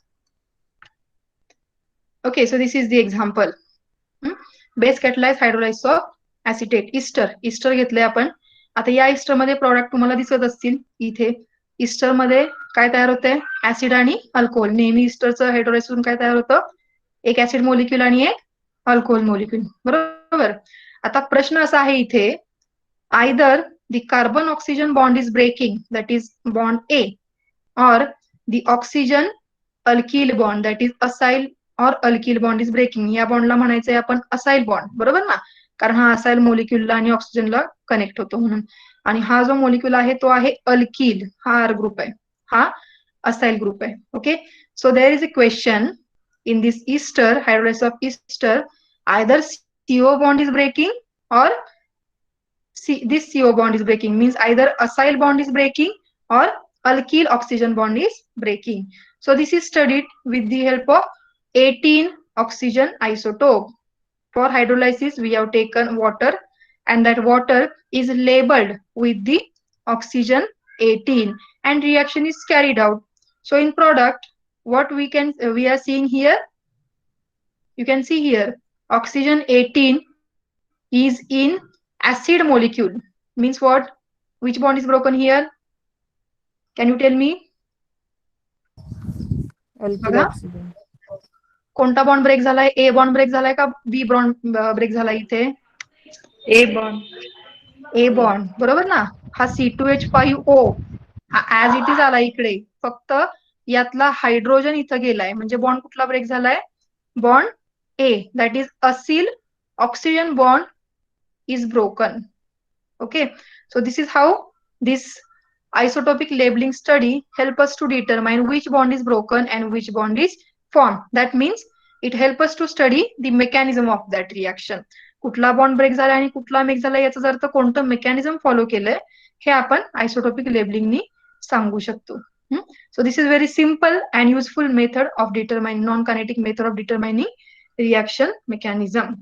All right. So okay, मग हा जो नक्की oxygen 18 कुठं आला हे कसं सांगू शकतो? तर जे काही प्रोडक्ट तयार झालेत त्याचं आपण अनालिसिस करून, म्हणजे तुम्ही त्याला मासने फाइंड आउट करा, IR ने फाइंड आउट करा. सो इथं दिलंय बघा, ही सिंपल इस्टर आहे, त्याच्यामध्ये जर आपण लेबल्ड वॉटर वापरला तर आपल्याला माहितीये बॉन्ड इथे ब्रेक होणार आहे ना, असिल बॉन्ड ब्रेक होणार आहे. So oxygen comes from water here. त्याच्या, आणि जर आपण ह्याचा मास घेतला तर ह्याचा मास हा याच्या मासपेक्षा डेफिनेटली वेगळा असणार आहे बाय 2 फॅक्टर, बरोबर ना. किंवा अल्कोहोलचा मास किती आलंय आणि ऍसिडचं मास किती आलंय, एक्सपेक्टेड आपल्याला किती आहे. समजा जर इथं 16 आयसोमर असता, साधा आपला ऑक्सिजन असता, तर याचं जितकं वेट आहे आणि याचं जितकं वेट आहे त्याच्यापेक्षा वेगळं 2 वाढून याचं वेट मिळेल, मास मिळेल. मास स्पेक्ट्रोस्कोपीवरून आपण सांगू शकतो की आयसोटोप हा नक्की कुठे गेलाय, अल्कोहोलमध्ये गेलाय का ऍसिड मध्ये गेलाय. ओके, किंवा आपण डायरेक्ट रिएजंटला पण ट्रेसर वापरू शकतो. इथे रिएजंट सॉरी सबस्ट्रेटला पण ट्रेसर वापरू शकतो. इथं सबस्ट्रेट आहे ज्याच्यामध्ये ऑक्सिजनला 18 आयसोटोप म्हणून वापरलाय आणि H2O हा प्लेन घेतलाय, रिएजंट हा प्लेन घेतलाय. म्हणजे जेव्हा H2O इथे अटॅक करतो, हा हा बॉन्ड ब्रेक होतो, म्हणजे ऑक्सिजन हा आता कुठे गेला? अल्कोहोल मध्ये गेला, बरोबर, तो ऍसिड मध्ये नाही. सो या दोघांचंही वजन घेतलं की त्याच्यावर आपल्या लक्षात येईल अल्कोहोलचं वेट जर नॉर्मल अल्कोहोलच्या वेटच्या पेक्षा 2 ने जास्त आलं तर याचा अर्थ काय? ट्रेसर हा कुठे गेलाय? अल्कोहोल पार्ट मध्ये, आणि ऍसिड मध्ये ट्रेसर नाही. मग ट्रेसर कुठं नाहीये? तर वॉटर मोलिक्यूल मध्ये नाहीये. म्हणजे कोणता बॉन्ड ब्रेक झालाय? तर असिल ऑक्सिजन बॉन्ड ब्रेक झालाय, हे समजतं. येतं ना लक्षात? Isotopic labelling, is it okay?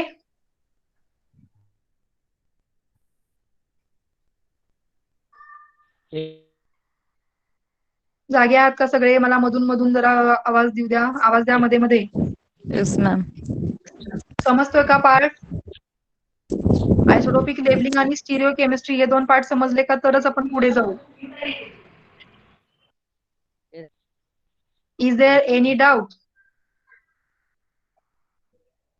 फक्त अंकिताचा आवाज येतोय. No ma'am. काय नाही समजलंय सांगा जरा मला.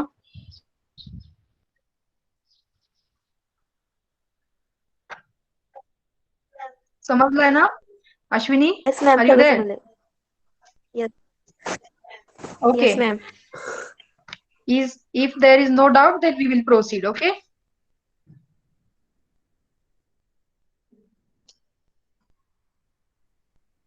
Again, let's see one more example. This is Ester reaction. So we will first see the reaction. What is actual mechanism?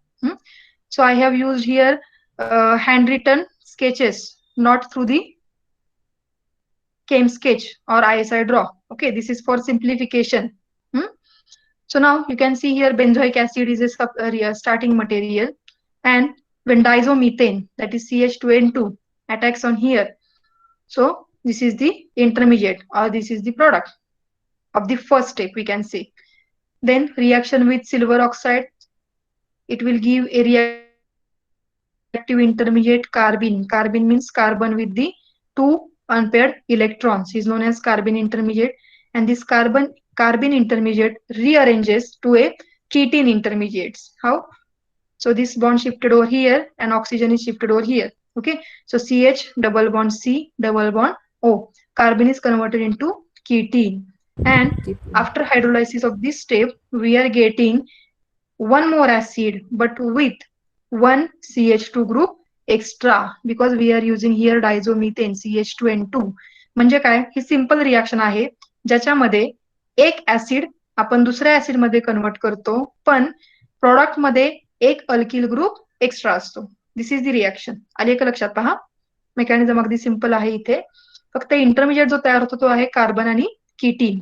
All right, याच्या पुढचे डिटेल स्टेप दिलं नाही, डायरेक्ट इथं प्रोडक्ट दिलाय. काय प्रोडक्ट दिलाय? तर इथं CH2 ग्रुप एक्स्ट्रा आलाय. तो कुठून आला?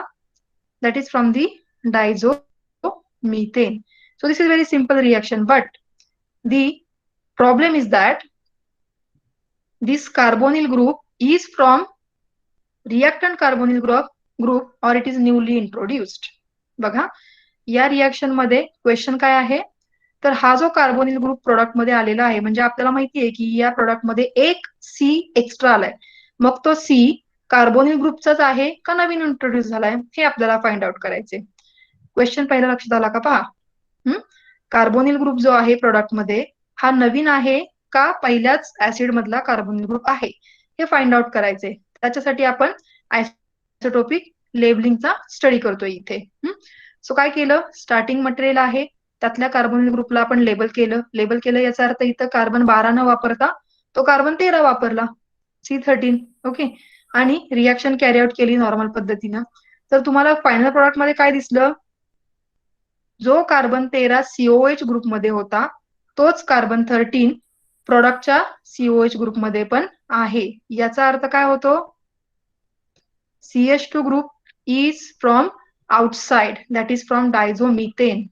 That means this CO group is from CO group of starting material. आलं का लक्षात? सो दोघांचा जर आपण C13 घेतला, याचा C13 घेतला आणि याचा C13 घेतला, तर तो आयडेंटिकल आला. आयडेंटिकल आला म्हणजे याचा कार्बोनिल ग्रुप ज्या फ्रिक्वेन्सीला दिसला त्याचाच हा कार्बोनिल त्याच फ्रिक्वेन्सीला दिसला, आणि त्याच्यावरून कन्फर्म झालं की carbonyl carbon of benzoic acid becomes the carbonyl carbon of final phenyl acetic acid. बघा इथे लक्षात आला का हा पॉइंट? आयसोटोपिक लेबलिंग या रिएक्शन साठी बोला जरा मध्ये मध्ये, Yes, ma'am. So that I can confirm. समजलं ना?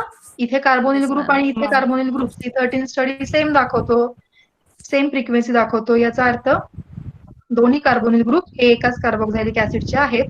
म्हणजेच काय, तर एक्स्ट्रा जो कार्बन आहे तो डायझोमिथेन मधून आलाय. ऑलराईट, सो अशा पद्धतीने आयसोटोपिक स्टडीचा वापर करून आपण एखाद्या रिएक्शनचं मेकॅनिझम, कोणता बॉन्ड ब्रेक झालाय, कोणता नवीन ऍटम ऍड झालाय, हे इथे सांगू शकतो. Now one famous example, Claisen rearrangement. आपण आधी पाहिले पहा एंट्रॉपी मध्ये वगैरे स्टडी करताना, and this is important reaction as you know, right. So Claisen rearrangement याच्यामध्ये काय करतो आपण, हा जो मॉलिक्यूल आहे हा अलिल ग्रुप आहे, बरोबर ना, आणि हा फिनिल, अलिल फिनिल इथर. जेव्हा आपण हाय टेम्परेचरला हीट करतो तेव्हा आपल्याला प्रोडक्ट काय मिळतो, तर ऑर्थो अलिल फिनॉल. बरोबर, अलिल ग्रुप कुठं आला, फिनॉलला, ऑक्सिजनला ऑर्थो पोझिशनला, म्हणजे आपल्याला प्रोडक्ट मिळतो इथे ऑर्थो अलिल फिनॉल. बरोबर, आणि हा प्रोडक्ट मिळतो कशामुळे, तर क्लेझन रिअरेंजमेंट ही इंट्रामोलिक्युलर रिअरेंजमेंट आहे, नॉट इंटरमोलिक्युलर. बरोबर ना, तुम्ही क्लेझन रिअरेंजमेंटचं मेकॅनिझम मागच्या आता आपण स्टडी केलेला आहे एंट्रॉपी स्टडीमध्ये. तुम्हाला माहिती आहे की क्लेझन रिअरेंजमेंट ही कोणत्या रूटने फॉलो होते?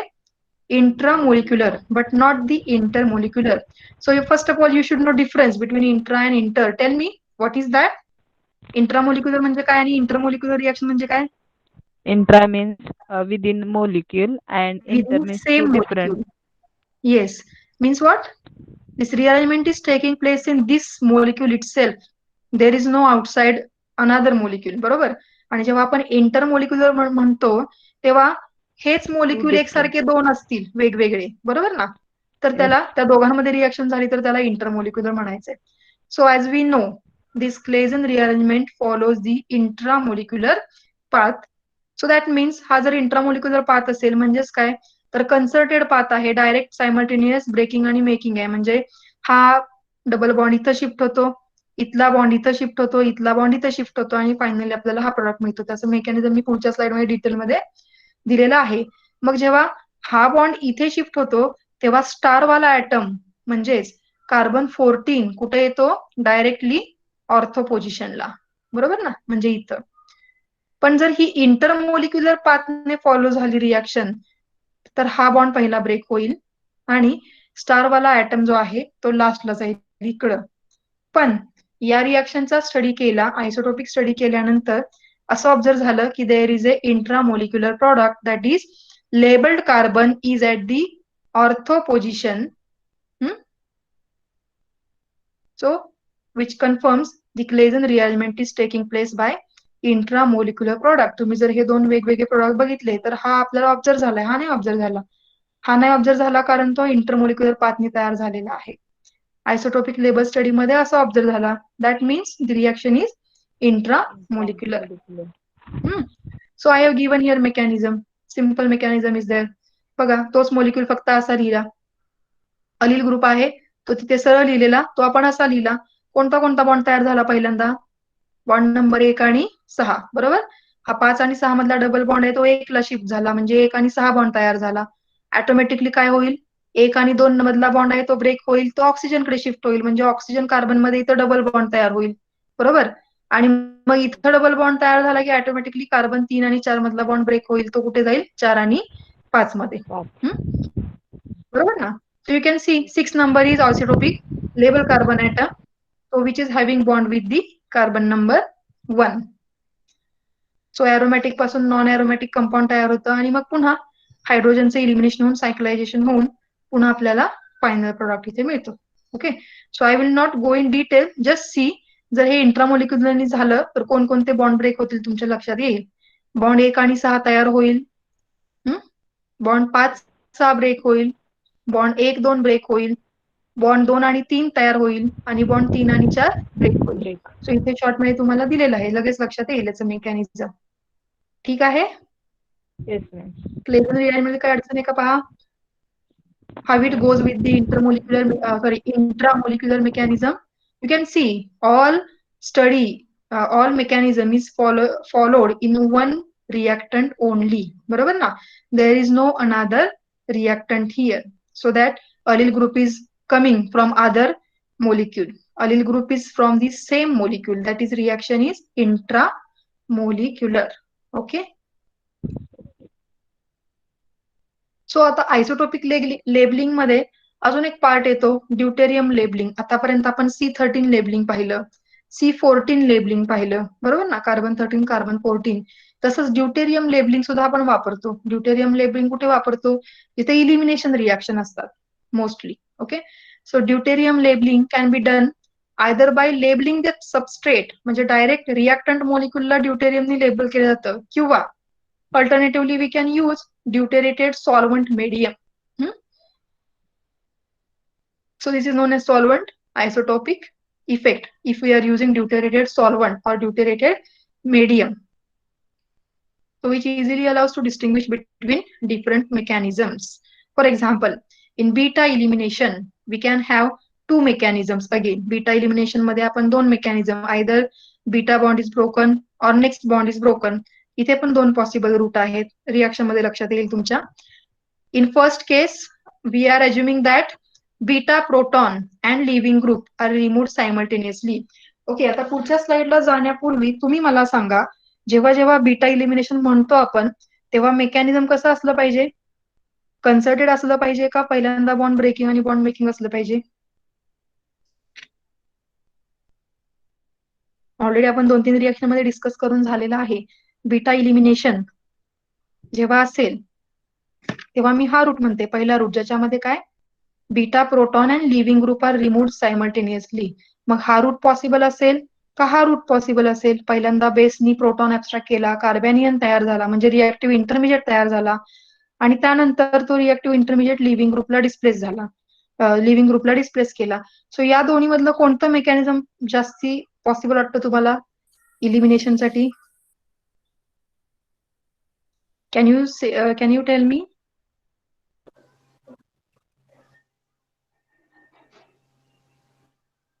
Okay, you are not getting my point. Let's see example so that you will get more clear idea. हे एक्झाम्पल आहे इथे, phenyl ethyl bromide. All right. So इथे बेस घेतला आपण. बेस काय करेल? हा जो प्रोटॉन आहे तो ऍब्स्ट्रॅक्ट केला. सो फर्स्ट स्टेप मध्ये काय झालं? कार्बॅनियन इंटरमिजिएट तयार झाला. All right. So there is a formation of intermediate in this reaction. Mind well. All right. Second step मध्ये आता काय झालं? आपण काय करतोय इथं? सॉल्व्हंट वापरतोय असा की जो ड्यूटेरेटेड आहे, म्हणजे प्लेन अल्कोहोल नाही घेतला आपण, काय केला? ड्यूटेरेटेड अल्कोहोल वापरला. ज्याच्यामुळे काय झालं? तर हा C- आहे कार्बॅनियन, तिथं ड्यूटेरियमनी अटॅक केला आणि परत रिव्हर्सिबल रिएक्शन झाली, म्हणजे CH2 च्या ऐवजी CHD, CH2Br तयार झाला. बरोबर? रिव्हर्सिबल रिएक्शन होऊन पुन्हा अजून त्याच्यात बेस आहेच रिएक्शन मध्ये, तो बेस काय करेल? या हायड्रोजनलाही काढून घेईल. So that again there will be formation of another carbanion CdCH2Br. बरोबर? पुन्हा काय होईल नेक्स्ट स्टेप मध्ये? मग हा कार्बॅनियन आहे तो इथे अटॅक करेल, ब्रोमिन इलिमिनेट करेल, म्हणजे तयार काय होईल इथे? CD double bond CH2. बरोबर ना? हा कार्बॅनियन आहे तो कार्बन कार्बन बॉन्ड वरती अटॅक करेल आणि Br इथून निघून जाईल. सो अँटी पाथ आला इथं, रिव्हर्स. सो प्रोडक्ट हा असा मिळेल. जर कार्बॅनियन तयार झाला तर प्रोडक्ट हा असा मिळेल. हा पहिला रूट सांगतो. पण सेकंड रूट मध्ये काय म्हटलेलं आहे? सॉरी, हा फर्स्ट रूट आता जो मी एक्सप्लेन केला तो सेकंड रूट आहे. फर्स्ट रूट काय सांगतो की नाही, प्रोटॉन आणि लिव्हिंग ग्रुप हे एकाच वेळी, प्रोटॉनचा अटॅक आणि लिव्हिंग ग्रुप हे एकाच वेळी म्हणजे सायमल्टेनियसली घडते, म्हणजे कन्सर्टेड पाथ घडते. बरं, आपण समजून चालूया की हा पाथ फॉलो होतो. जर हा पाथ फॉलो होत असेल तर आपल्याला फायनल प्रॉडक्टचा अनालिसिस म्हणजे C13 घेतला तर आपल्याला काय दिसेल की फायनल प्रॉडक्ट मध्ये ड्यूटेरियम इनकॉर्पोरेट झालाय. बरोबर? का? कारण आपण इथे ड्यूटेरेटेड सॉल्व्हंट वापरतोय. आणि जर कार्बॅनियन तयार होऊन या मेकॅनिझमने जर रिएक्शन जात असेल तर डेफिनेटली आपल्याला शेवटी जो काय प्रोडक्ट मिळतोय हा स्टायरीन आहे, तो फक्त प्लेन स्टायरीन नाही मिळणार, तर कसा मिळणार आहे? Deuterated styrene. Okay. But when this reaction was studied after its 60% completion in deuterated alcohol, ही रिएक्शन 60% कंप्लीट झाल्यानंतर याच्या प्रोडक्टचं अनालिसिस करून बघितलं तर काय दिसलं? This styrene, that is this compound, final product, and alkyl halide, that is this starting material, जे काय शिल्लक राहिलं असेल 40% ते, which were found to be free of deuterium, त्यांच्यामध्ये कुठंही ड्यूटेरियम इनकॉर्पोरेट झाला नाही. याचा अर्थ काय होतो? Thus mechanism involving the formation of carbanion is ruled out. म्हणजे काय? या पद्धतीनं ही रिएक्शन होतच नाही. आलं का लक्षात इथे? मग रिएक्शन कोणत्या पाथने जाते? कोणत्या पाथने जाते रिएक्शन इथे? मग Concerted. कन्सर्टेड पाथने, म्हणजे without intermediate formation. Okay, Formation. so mind well, when there is a elimination reaction, there always a concerted path, and elimination takes place in such a way that both groups are anti to or trans to each other. येते लक्षात? Okay, so thus first root is correct, in which beta proton and leaving group are removed simultaneously. That is, reaction follows concerted mechanism and not this carbanion mechanism. म्हणजे हा path या reaction मध्ये follow होत नाही. हे कसं confirm करतो? तर स्पेक्ट्रोस्कोपिक टेक्निक पासून. येतं ना लक्षात? ही रिॲक्शन 60% कम्प्लीट झाल्यानंतर त्याचा स्पेक्ट्रोस्कोपिक स्टडी केला जातो. म्हणजे प्रॉडक्ट काय तयार झालाय त्याचं अनालिसिस केलं जातं, स्टार्टिंग मटेरियलचं अनालिसिस केलं जातं. जर प्रॉडक्टमध्ये ड्यूटेरियम इनकॉर्पोरेट झालेला दिसला असता तर डेफिनेटली ही रिॲक्शन या रूपने गेली असती, बरोबर. पण स्पेक्ट्रोस्कोपिक स्टडी असं दाखवतं की प्रॉडक्टमध्ये कुठेही ड्यूटेरियम शिल्लक आलेला नाही किंवा रिॲक्टंट मध्येही ड्यूटेरियम नाही, म्हणजे ही रिॲक्शन या रूपने जातच नाही, तर ती कन्सर्टेड रूपने जाते. Okay, so this is one more example of isotopic labelling study. Now the last point is crossover experiment. हा पण आयसोटोपिक लेबलिंग सारखाच पार्ट आहे किंवा त्याचाच सब पार्ट आहे असं आपण म्हणू शकतो. इथे क्रॉसओव्हर एक्सपेरिमेंट मध्ये पण लेबलिंगच केलं जातं. आता इथे बघूया, crossover experiment is a method use to study the mechanism in a crossover experiment. त्याच्या नावातच आहे, तुमच्या पटकन लक्षात येते का बघूया आपण. In a crossover experiment to similar but distinguishable reactants simultaneously undergo a reaction as a part of same reaction mixture. काय म्हटलंय पहा, two similar but distinguishable reactants simultaneously undergo a reaction as a part of same reaction mixture. म्हणजे आपल्याला जी काही reaction carry out करायचे ती reaction carry out करताना दोन सिमिलर पण डिस्टिंग्विशेबल रिॲक्टंट घ्यायचे. डिस्टिंग्विशेबल घ्यायचे म्हणजे एक रिॲक्टंट सिंपल घेतला तर दुसरा तोच रिॲक्टंट घ्यायचा पण त्याला डिस्टिंग्विश करण्यासाठी त्याला लेबल करायचा. पहा, लक्षात आलं का. दोन सिमिलर रिॲक्टंट घ्यायचे, त्यातला एक रिॲक्टंट प्लेन ठेवायचा, दुसऱ्या रिॲक्टंटला लेबल करायचं आणि दोघांना मिक्स करून सेम रिॲक्शन कॅरी आउट करायची. त्याचं प्रॉडक्टचं अनालिसिस करायचं. जर प्रॉडक्ट मध्ये कुठलाही म्हणजे दोन्ही रिॲक्टंटचा पार्ट नाही, दोन्ही रिॲक्टंटचा पार्ट एकत्र करून आला तर त्याला म्हणायचं क्रॉस ओव्हर प्रॉडक्ट. आणि जर प्रॉडक्ट मध्ये कुठल्या तरी एकाच रिॲक्टंटचे पार्ट्स दिसले तर त्याला म्हणायचं non cross over product. Definition तरी लक्षात आली का तुमच्या मी काय म्हणते ते. एक्झाम्पल बघितलं तुमच्या लगेच Yes, ma'am. लक्षात येईल, पण इथे समजलं का मी काय म्हटलं ते. एक लेबल्ड आणि एक अनलेबल्ड असे दोन स्टार्टिंग मटेरियल घ्यायचे, दोघांना सेम रिॲक्शनच्या अंडर स्टडी करायचं, रिॲक्शन कॅरी आउट करायची, त्याचं प्रॉडक्ट अनालिसिस करायचं. जर प्रॉडक्ट मध्ये दोन्ही रिॲक्टंटचे पार्ट्स दिसले म्हणजे अर्धा लेबल पार्ट आणि अर्धा अनलेबल पार्ट, तर काय समजायचं, इथे क्रॉसओव्हर झालेलं आहे. आणि जर प्रॉडक्ट मध्ये दोन्हीही म्हणजे सगळे पार्ट्स कुठलाही लेबल्ड ॲटम दिसला नाही तर समजायचं की प्रॉडक्ट हा नॉन क्रॉसओव्हर प्रोडक्ट आहे, म्हणजे तो एकाच रिॲक्टंटचा पार्ट आहे. तिथे दोन्ही रिॲक्टंट एकत्र आलेले नाहीत, वेगवेगळे रिॲक्टंट एकत्र आलेले नाहीत. याला म्हणायचं क्रॉसओव्हर स्टडी.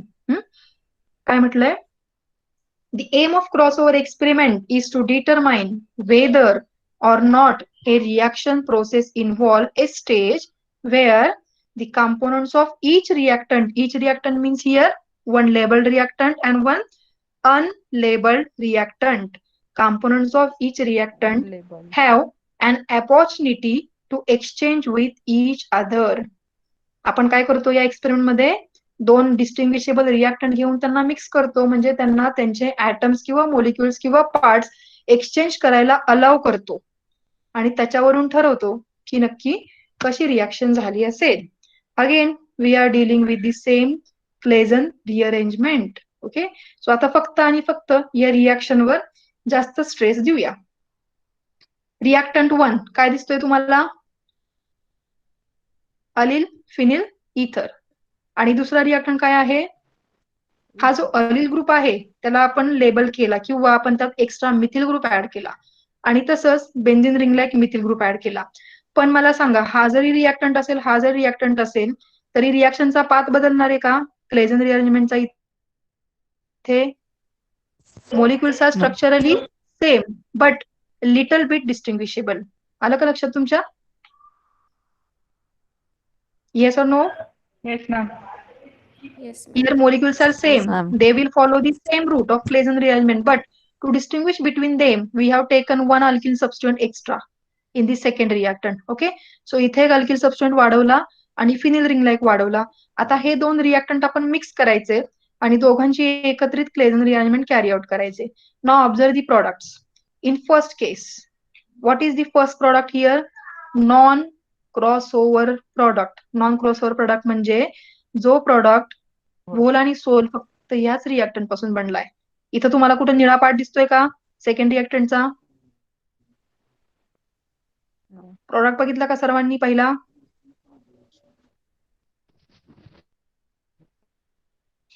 ब्ल्यू पार्ट दिसतो का कुठे पहिल्या रिएक्टंट मध्ये? पहिल्या प्रॉडक्ट मध्ये ब्ल्यू पार्ट दिसतोय का? नाही. नाही. ब्ल्यू पार्ट म्हणजे कोणाचा आहे तो? रिएक्टंट सेकंडचा आहे. बरोबर ना? जो याच्यामध्ये आलेला नाही. याचा अर्थ काय? Whole and sole reactant first is converted into product. म्हणजेच काय?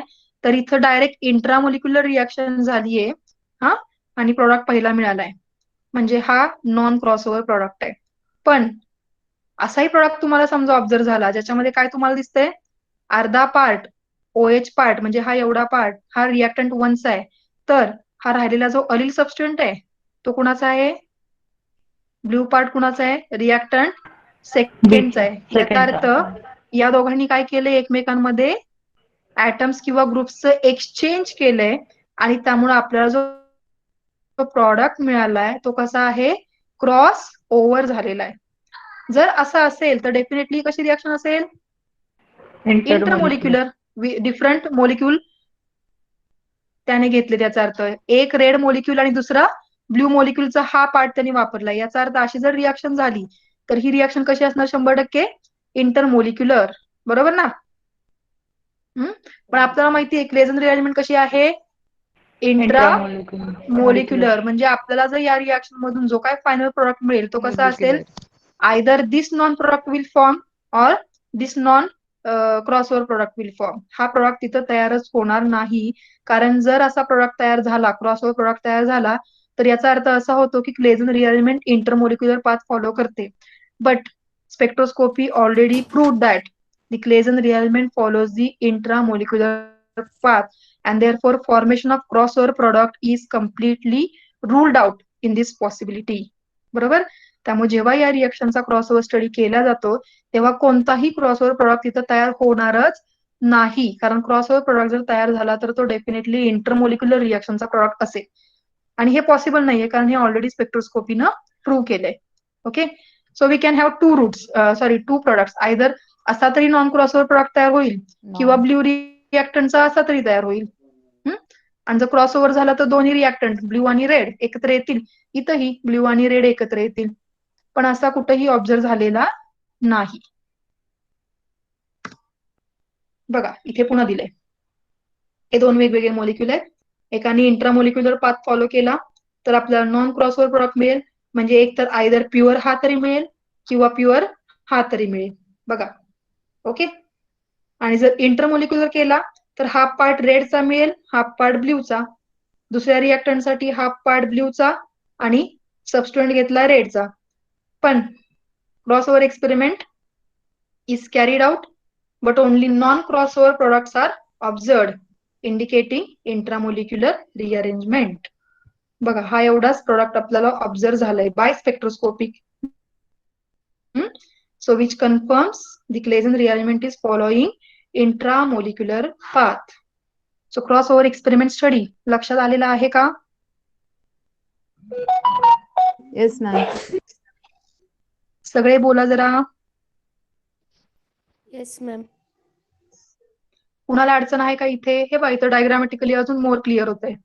आपण ऑलरेडी एक एक्झाम्पल घेतले क्लेझनचं. सिम्पल आहे. इथं साधा मोलिक्युल आहे ए आणि बी प्लस ए आणि बीच आहे पण त्याला लेबल केला ए डॅश आणि बी डॅश. दोन्ही रिएक्टंट मिक्स करून सेम रिएक्शन कंडिशन्स अंडर त्यांना ट्रीट केलं, प्रोडक्ट मिळाला. जर प्रोडक्ट मध्ये बी आणि ए ऍज इट इज मिळाला किंवा बी डॅश आणि A dash as it is मिळाला तर त्याला म्हणायचं नो क्रॉसओव्हर प्रोडक्ट. म्हणजे इथं कुठेही मिक्सिंग झाले का? B B dash A dash नाही. प्युअर ए बी मिळतोय किंवा pure A dash B dash मिळतोय. बरोबर? सो याला म्हणायचं नॉन क्रॉसओव्हर. पण सेम रिएक्शन कॅरी आउट केली आणि आपल्याला असं दिसलं की आपल्याला बी ए पण मिळालाय, बी डॅश ए डॅश पण मिळालाय, प्लस हा नॉन क्रॉसओव्हर प्रोडक्ट आहे, प्लस बी आणि ए डॅश म्हणजे एका रिएक्टंटचा एक पार्ट आणि दुसऱ्या रिएक्टंटचा दुसरा पार्ट. म्हणजे हा काय झाला, क्रॉस ओव्हर झाला, म्हणजे त्यांचं मिक्सिंग झालं, त्यांनी एकमेकांमध्ये एक्सचेंज केलं.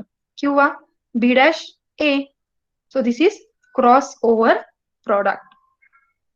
Okay, so we are going to end here. So let me come to the window.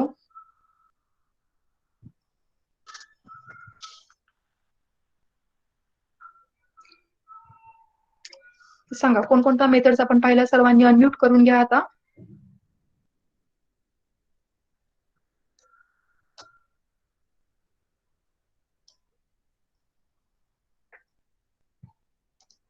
Okay, Neha, Yes, ma'am. Omkar Desai, Prateek Shinde, जागे आहात का सगळे? बर, इथपर्यंत काय अडचण आहे का? आजचा पॉइंट समजला का सगळा? नॉन कायनेटिक मेथड्स आपण कोणकोणत्या घेतल्या? Revise. Stereochemical method, isotopic labeling method. आणि क्रॉस ओव्हर एक्सपेरिमेंट. ओके, या तिन्ही पॉइंट मध्ये काय अडचण आहे का? नाही. तर तुम्हाला एखादा कुठला पॉइंट डिस्कस करायचा आहे का? So you are free to ask your doubts. किंवा मागच्या लेक्चरचं काही असेल. 10 मिनिटं वेळ आहे आपल्याला.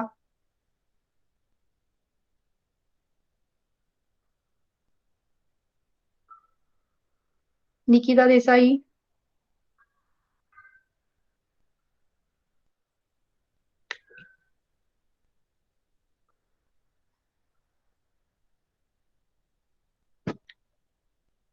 आहे का डाऊट कोणाला?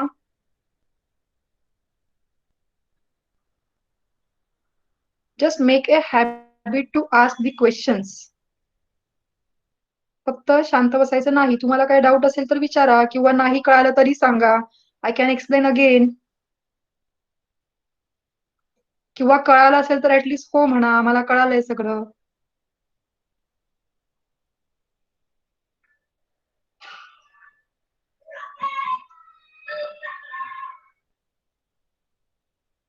बरं अंकिता, तू प्रेझेंटीचा स्क्रीनशॉट घेतलास का? Yes, ma'am. ओके.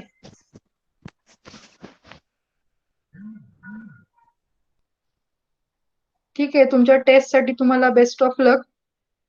व्यवस्थित विचार करून द्या. 10-15 मिनिटाचा वेळ असेल तुम्हाला. 10 क्वेश्चन्स आहेत. तुम्हाला माहितीच असेल पॅटर्न, कारण ऑलरेडी तुम्ही ISC दिलेली आहे मागच्या वर्षी, बरोबर ना? सो सेम पॅटर्ननी, फक्त गुगल फॉर्म वरून जसे आतापर्यंत तुम्ही फीडबॅक भरत गेलाय त्या पद्धतीनेच एक्झाम असेल. टाइम बाउंड असेल. सोपा आहे question paper. You can solve it. तुम्ही जर आतापर्यंत सगळ्या प्रेझेंटेशन्स नीट स्टडी केल्या असतील तर मला नाही वाटत तुम्हाला काही अडचण येईल. Okay, so we will stop here and you can join with your exams. Okay.